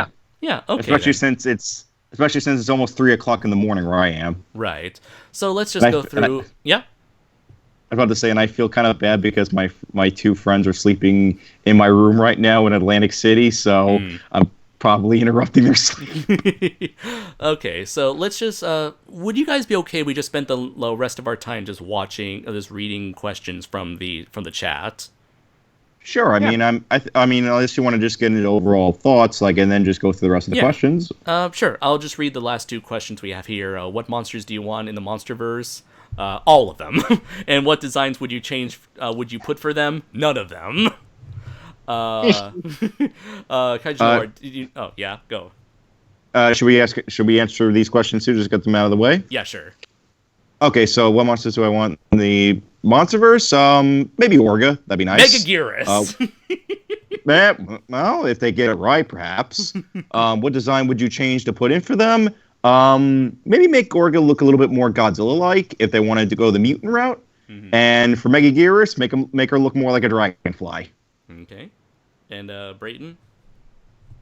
I really don't care what monsters you bring in. All I ask is that you write them well. That's really all that it matters for me. Mm-hmm. I don't even want necessarily Toho monsters. I like the Mutos. Do something new. Do something interesting. If we get more films outside of Kong and Godzilla, or Godzilla versus Kong, Maybe we'll get more Yeah. of I Snuffleupagus agree over with that. there. Yeah. That's Sure. what I'm gonna What- call him that from now on. Not Behemoth. No, Just yeah, I'm agreeing with that. Every time Rodan flies by, he goes, "Hey, bird." Perfect. Yes. Jonesy Cat 79 says, "Did you notice the cannons at Castle Bravo were called masers? I did not notice that, but that's cool." Neither did I. Cool. Let's see. Minecraft Dino Kaiju. Okay, yeah. To give our immediate thoughts, I still really enjoyed the movie. Highly recommend it to fans of Skull Island. And yeah, I'd say so. If you like Skull Island and Pacific Rim, I noticed the majority of people who like Skull Island and Pacific Rim like this movie because I feel like it's similar in a similar vein, but not. I'm not sure. I still can't decide whether or not Skull Island or Godzilla King of the Monsters is the better one, but I'd still say Pacific Rim is still my favorite one. But it's like I still feel like these are sort of like a similar visual style because I noticed that there are people. I know, there are people like you guys who are, on opposite ends, I believe. Braden likes Skull Island over King of the Monsters, whereas I think Andrew prefers King of the Monsters over Skull Island. Oh, definitely. But I get the feeling, for me, they're almost on equal footing, maybe. Again, just going to have to wait for, time to pass. But I feel like a general consensus is, these three movies, I noticed that there are people who hate all three, and there are people who like all three. So I'm going to say that if you like at least Skull Island, I'd recommend checking out King of the Monsters. And for me, I think it's a great movie. It has flaws, but they didn't bother me as much as other people. And I came out of the movie 100% satisfied as a fan. Your guys' thoughts? I'll go next. I'll go next, so we don't end on a downer. Okay. All right. Yeah. I was kind of talking with Patrick after he wrote his wonderful Rant. Fuck this movie. Fuck this movie. Fuck this movie. He and I were talking about it, and fuck you. No. All kidding aside, it's not serious, Yeah. Patrick. Yeah, this isn't serious at all, man. Nothing No. we've said about with you is serious. I totally get why you hated that totally. film. Patrick and I was talking to Patrick about it, and he brought up a point where, he's not a fan of Kong Skull Island either, but he brought up a point where Kong Skull Island and Final Wars, because we mentioned that too, I think, and I agree with him on this, that they had a better sense of identity. Like, they knew what movies they wanted to be. They were more clear with that than I think King of the Monsters is. I think King of the Monsters, on the surface, is a fun blockbuster thing, but I think it's got.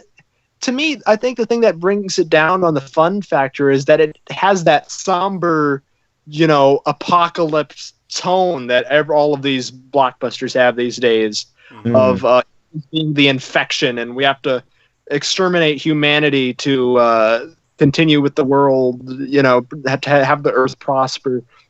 It's just, I honestly felt it didn't juggle those things well, or it needed to have a better sense of what it wanted to be for me. Like Kong Skull Island, it's an obvious, even though I think the director was more influenced by video games than anything, if the commentary is correct, but it felt to me a lot more like a Doug McClure adventure movie throwback with, all these characters stuck in a foreign place going on an adventure. And I think its light tone was a lot more apparent, and that's what that was going for. With this, it's got that cartoon farce underlying thing through it, but I think there's that apocalypse downbeat feel that it just doesn't really sit well for me. Like, it doesn't juggle those things well enough for me. I like. Yeah. Sorry, I was thinking I kind of see this more as maybe tongue in cheek, maybe. Funny enough, I went when I saw this with my mom. She pointed this out. She felt like it was almost an airplane level spoof at times. My parents are Godzilla fans, but they've seen them all because I've seen them all as a child, and they had no choice. But yeah, my mom doesn't have the reverence for it that we do. But yeah, that's something she noticed at the end was, and I think it goes back to how good the actors are. They're really committing, but the material, it just goes back to the material is silly. Like the material that they're working with is, it does feel like it needed to pick what it wanted to be. I think it needed to have a clearer identity about what it was going for, and for me, it just didn't have that. Anyway, yeah, Kong, out of the MonsterVerse movies, I'd rank Kong Skull Island. Rewatching that movie as many times as I have, I like it more and more with each time I go back to it. With this one, yeah, it's definitely it was definitely a different kind of disappointment than with Shin Godzilla, Shin Gojira, Shin Shit Show. Conference tables. Yes, no. Conference tables the movie. Yes, we had Conference Table the movie. Now we have Electronic PowerPoint the movie, where every character has a conveniently pictured. Yeah. Did you guys notice that the scene, there was a one shot from the Comic-Con teaser trailer, 2012 teaser trailer that never got released, was in the PowerPoint presentation?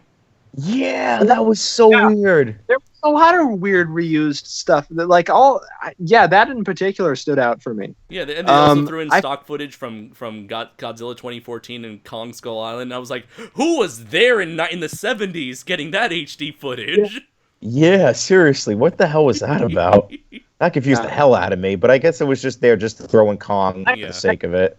I noticed this too because I have that doing voice acting and editing as much as I have that weird sound engineer like quality where like going back and revisiting Kong Skull Island, about 70% of that movie is ADR and looped dialogue because shockingly the lines spoken are off screen. I just noticed that recently, but with this movie, they reuse a lot of footage and they reuse a lot of sound effects too. Like in the final battle, it's identical because I went back and listened to it after I went to the movie, and I could be wrong on closer inspection, but when Rodan gets stabbed by Mothra, it's the same exact sound as the pained Muto's roar. Like when the mother Muto sees her nest has been blown up, it's that same sound effect.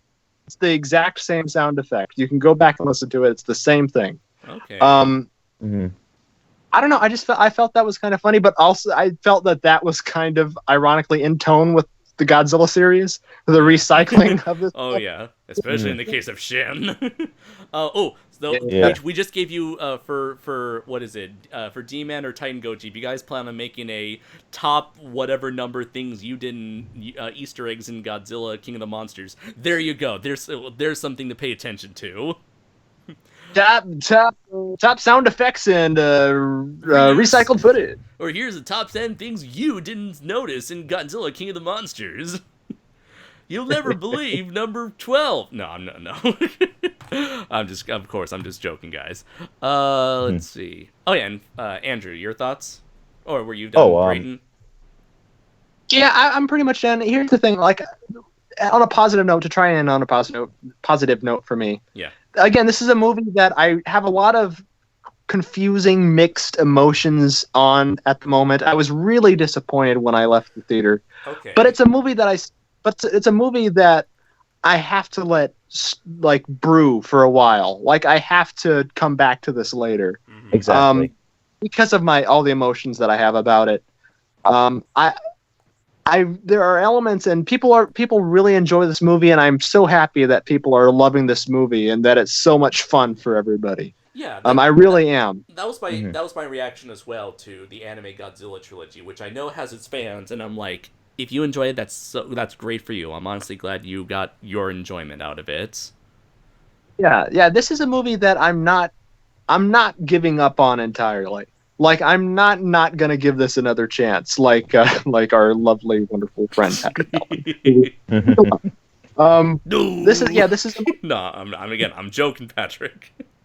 Yeah, this is a movie that I really dislike at the moment, but I'm not so set in stone that, much like in Shoma and Matt Denian's opinions on Final Wars, I've talked to them about it.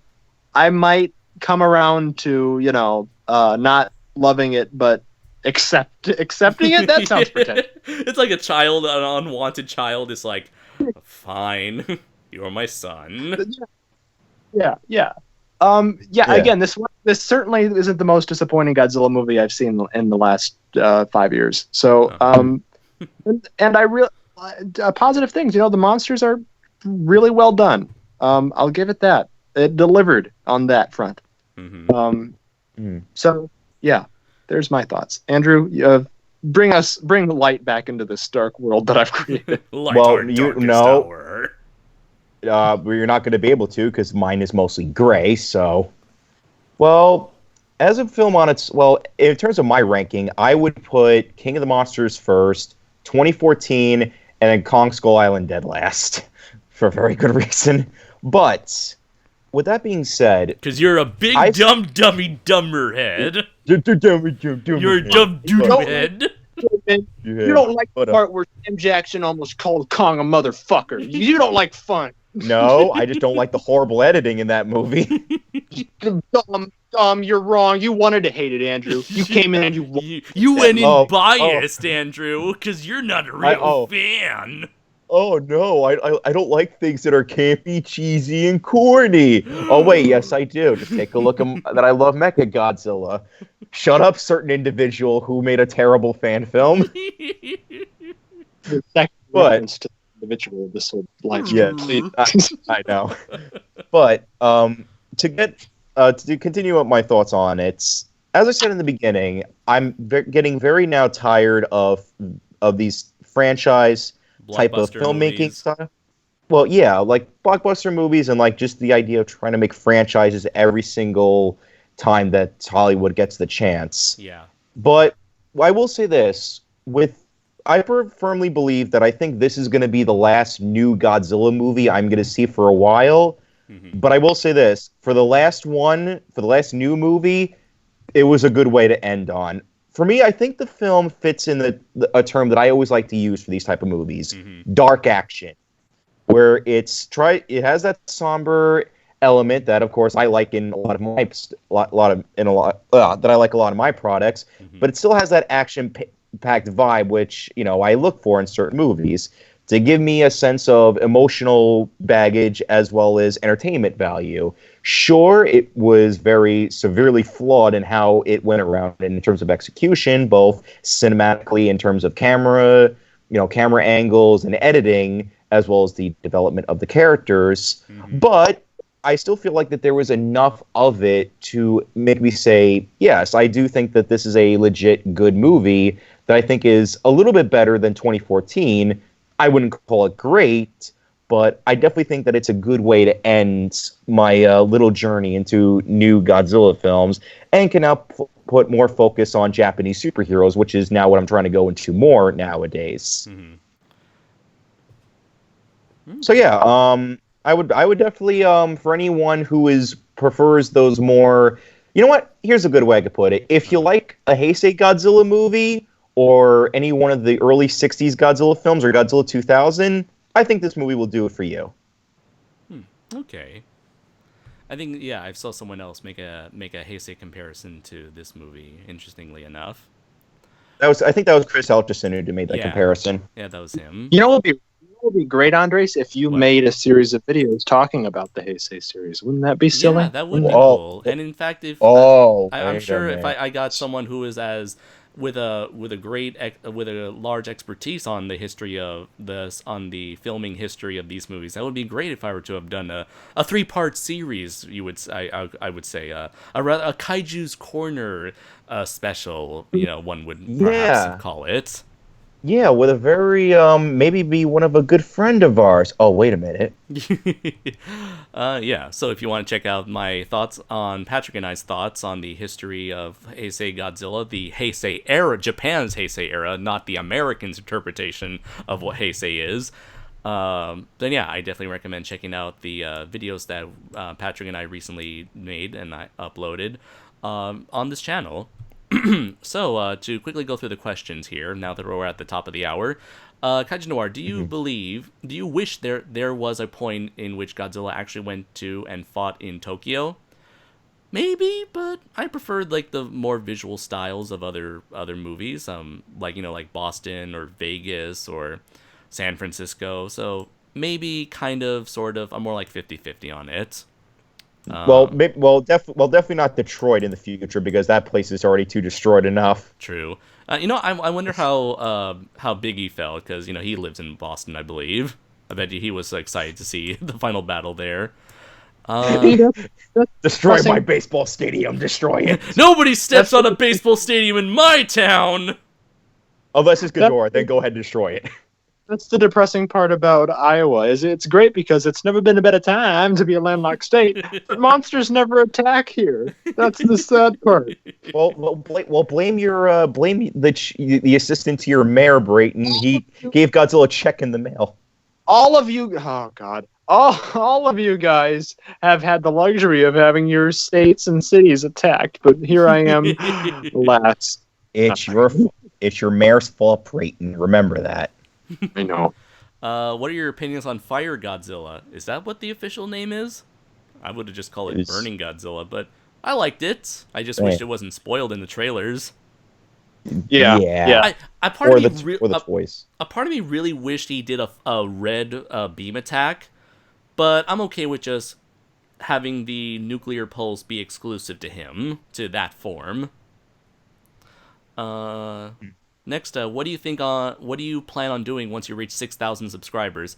Funny enough, I had a video almost ready for my 5,000 subscribers, which would have been for my 4,000 or 3,000 subscribers. But we could save that video for the 6,000 subscribers. And if you've been following the channel, the live audio synchronicity series, you probably already know what that video is.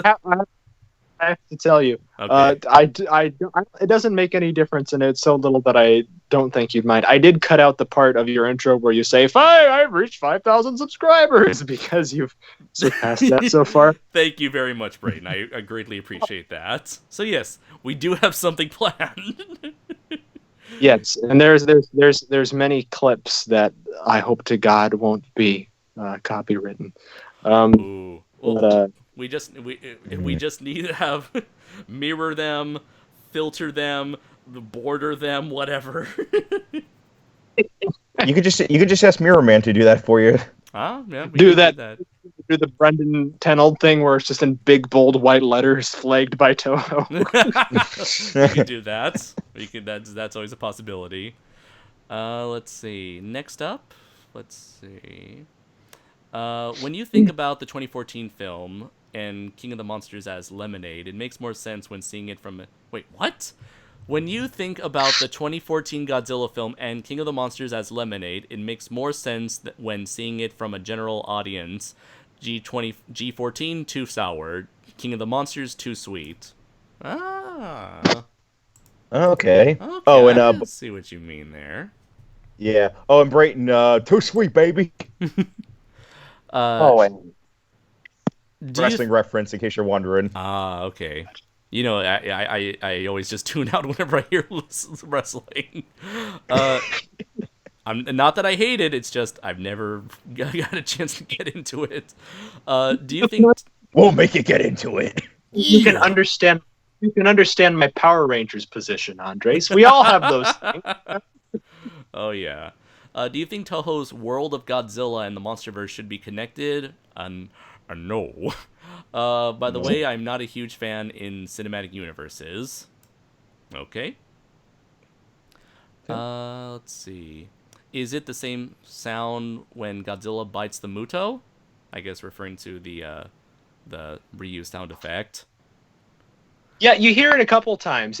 I'm not going to impersonate a Muto, but yeah, if you wait till the movie comes out on DVD, because then you might be able to hear it better. Or in the 24, if anybody here goes back and watches King of the Monsters, listen precisely to where Mothra stabs through Rodan's shoulder or whatever, and you'll know what I'm talking about.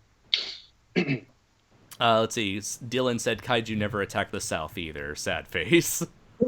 Dylan, Ted Cruz is in the South. Doesn't that count for you people, you Southerners? Let's see. I do agree it would have been even cooler if he had a red atomic breath. In fact, I was actually I guess he meant to say expecting him to use it. Oh yeah, he did. Yeah. Imagine how Methuselah feels right now. He was confused for Anguirus, and barely anyone remembers now. Who was Methuselah? Was he the one coming out of the mountain? Because I thought that was the mammoth.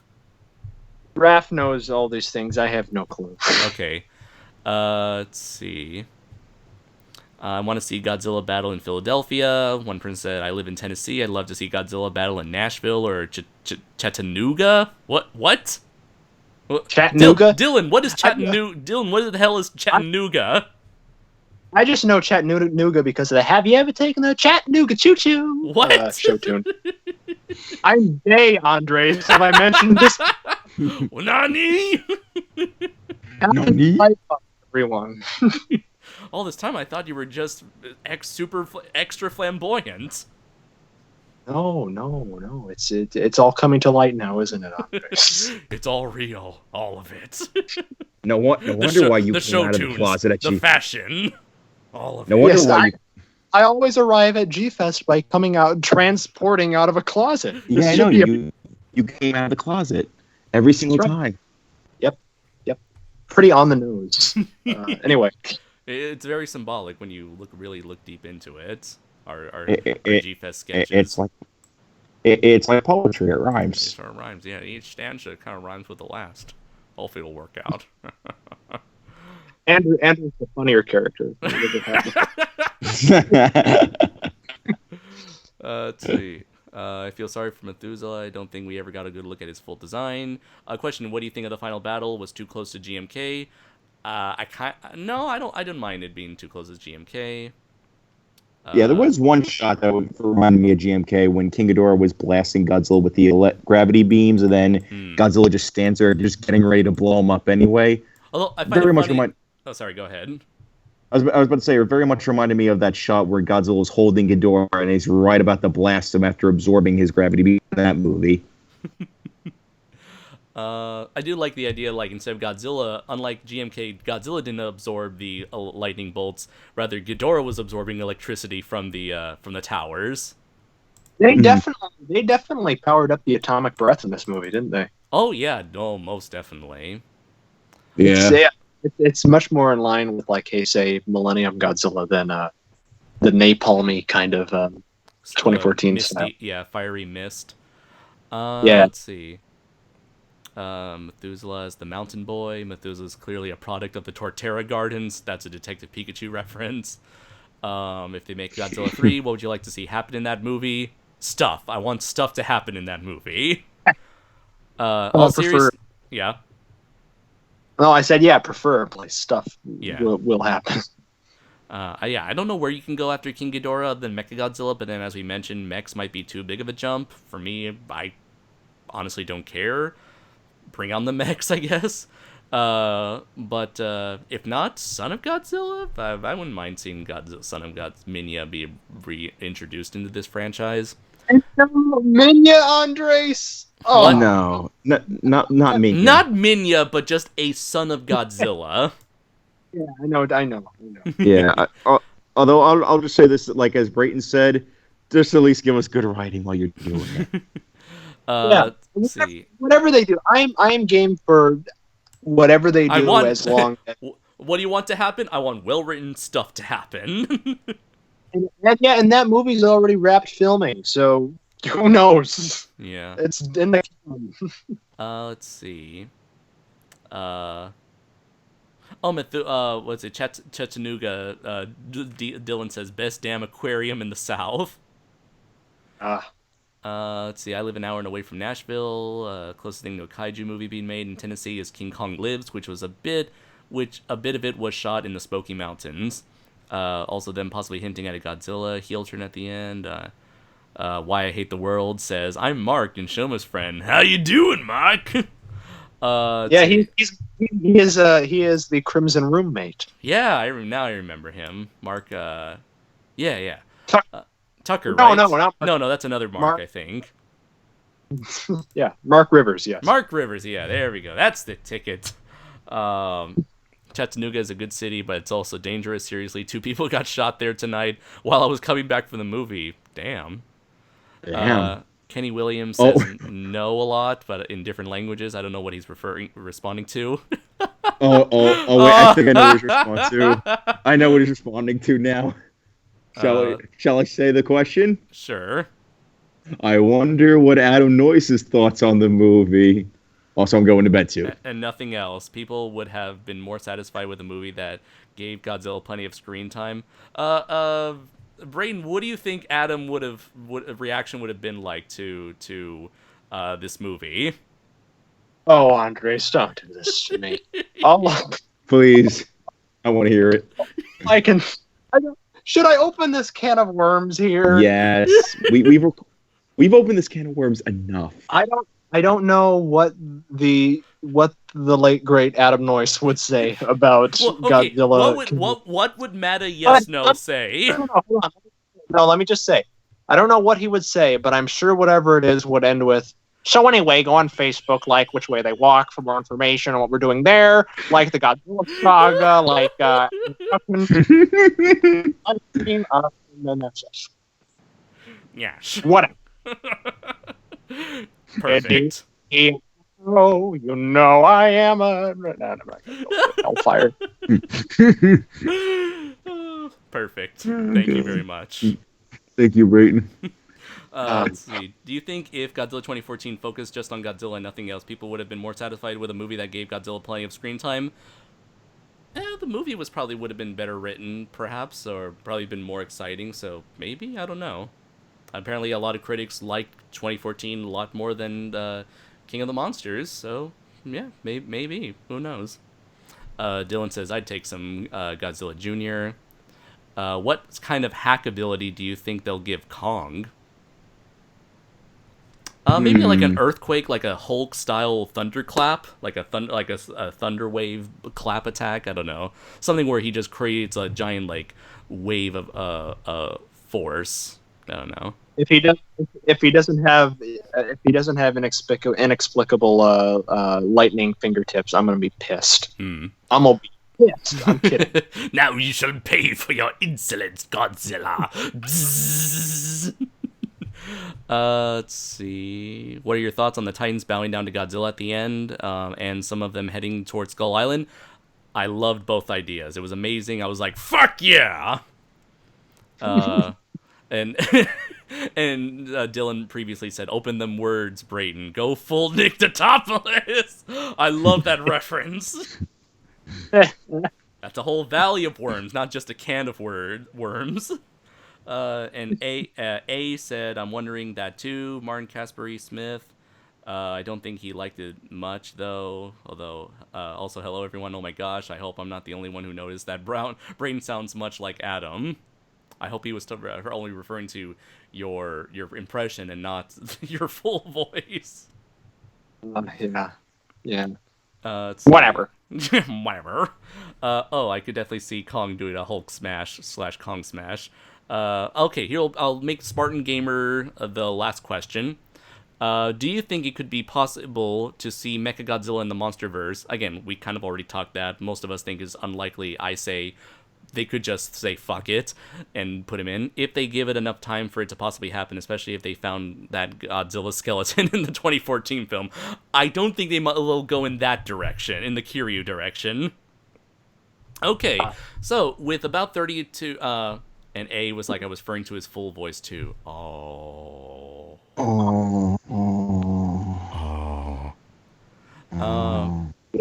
what now I have to like this. From what Inshoma has told me, Kong has brains over Godzilla's bronze. You see, Kong is a thinking animal. His brain is considerably much larger.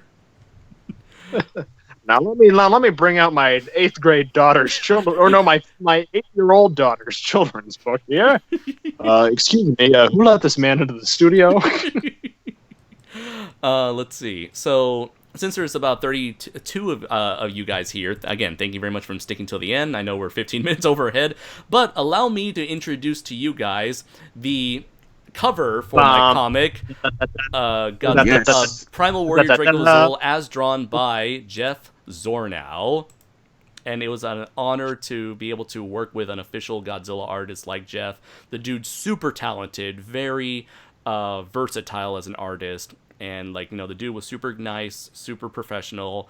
I really enjoyed working with him all the way, and I can't wait to have this book finally be one major step closer to being printed. So this is my giant robot comic. Obviously, you've seen this robot appear everywhere on my channel, and yeah, I'm actually turning him into a comic for those who don't know, and hopefully everything will be done and ready by G-Fest, where I'll be selling the comic at Denny Roth's table in G-Fest this year in July. And yeah, Kenny Williams said, "Looks like anime." That was the intention, Kenny. That was the intention indeed. My comic is meant to be more like a pretty much a what do you call it? An homage to 70s, 80s super robot anime. Yeah. And it's funny. You're not the to Jonesy Cat. You're not the only one who's made the Optimus Prime comparison. But yeah, hopefully you guys like it. And Lane said, "I'll end on this. I look forward to Godzilla vs. Kong, but I'm not a bit more cynical about it, and I'm try not to get so hyped up." Yeah, it seems like the best way to go towards to go into Godzilla vs. Kong. Thank you very much, Neo's Convoy. Goddamn, that's anime as hell, and I like it. Thank you. I was asking Jeff Zornout if he could go into more of like a Masami Obari style pose for a more dynamic pose for Draco Azul. DeMichael Jackson Helm says that's a really beautiful cover. Thank you very much, guys. Thank you very much for all of you guys for sticking around to the very end. Glad you enjoyed the cover. And yeah, hopefully if all goes well, yep, I'll be selling it for $5. You know, good old 5 smackaroos. And yeah, I'll be selling it along at once again at Denny Roth's table. That's Denny, last name Roth, Roth. He'll be selling his artwork and his comic there, Marshall Starr, and we'll both be there at the Artist Alley, which is in the basement floor, much like last year, for any of you who've gone to G-Fest. And Dylan said, that's a perfect pose, great for a comic cover, awkward if you did it in real life. That's very true, Dylan. A lot of stuff you can pull off in a 2D style doesn't quite work so much in live action. When we take our group photo at G-Fest this year, I want you to do that exact pose. All right, yeah. Well, one thing, Andres, when we meet up, I have to do the Mirror Man pose, and you got to do the Ultraman pose. Oh, let's yes. all be idiots. Yes. Isn't that what G-Fest is for? All of us idiots coming together to act like even bigger idiots. Like, and we aren't idiots already. Yes. So, anyways, we're over the internet. We can be idiots in person there. But yeah, that looks amazing, Andres. I'm so happy for you. Thank you very much, and it truly means a lot to me, Brayton. Let's see. And Spartan Gamer says I'm not usually not into comics that much, but this does put a smile on my face. I'm glad it does, Spartan Gamer. So thank you very much, everybody, for sticking around for KaijuNoir's Godzilla, King of the Monsters live spoiler discussion live stream thingamabob thingy. And hopefully people will enjoy all 3+ hours of it once this is off the air and all pre-recorded. So where can people find you guys? You can find me here. We do a monthly, occasionally, whenever it's convenient, live podcast called Audio Synchronicity Live.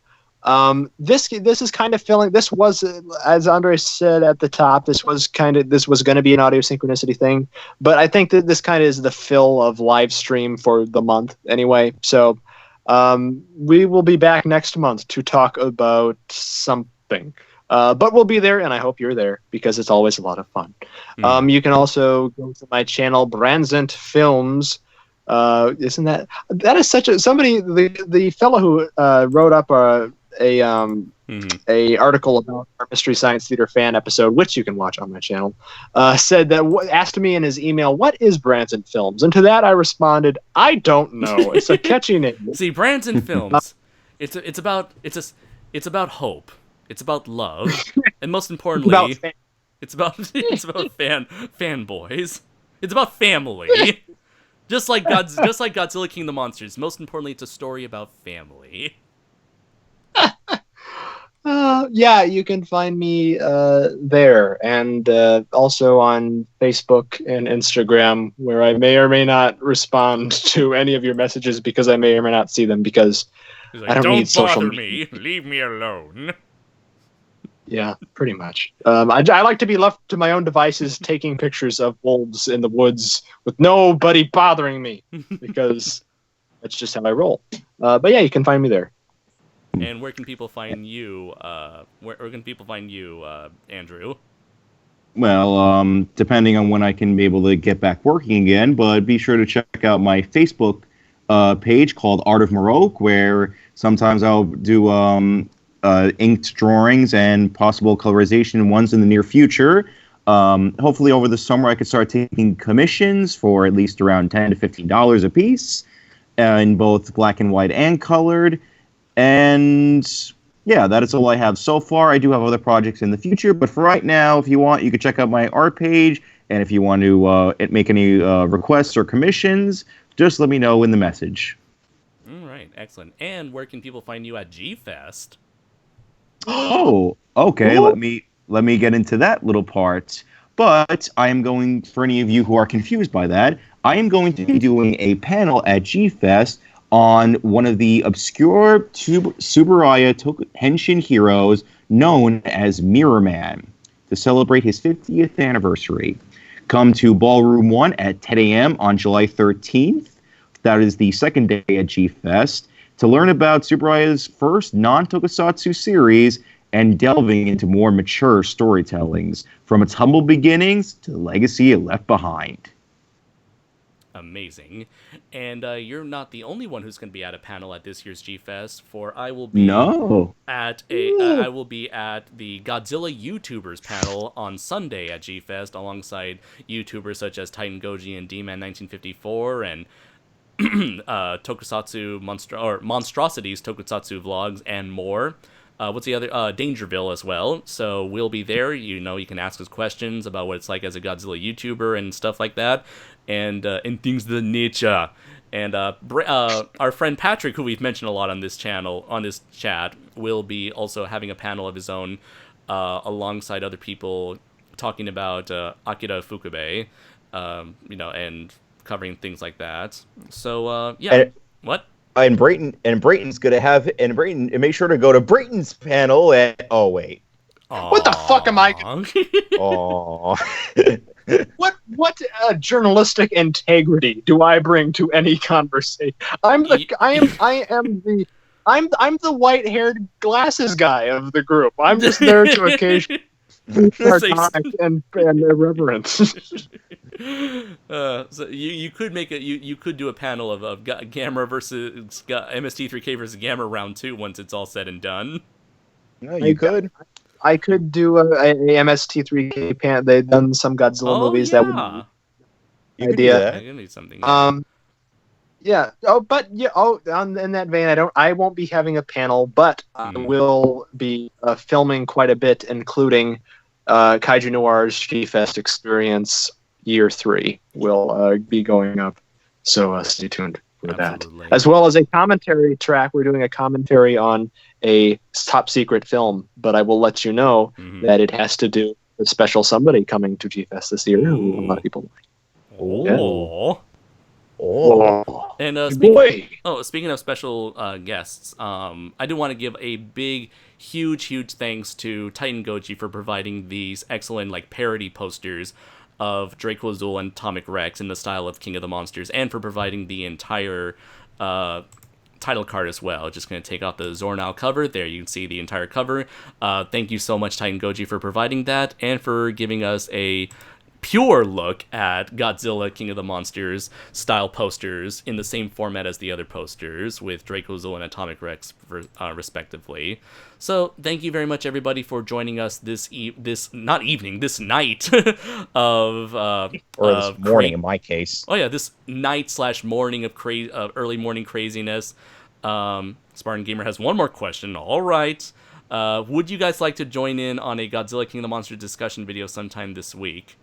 I'm not sure. I'm definitely going to be busy this week, Spartan Gamer, especially with the full disc review that I'll be doing with the Sons of Sarazawa crew. But thank you very much for the invitation. So thank you very much, everybody, for joining us for these last almost 3.5 hours. And stay tuned for more craziness. Stay tuned for more projects and videos, reviews, podcasts, live streams down the road. And until next time, everybody, take care.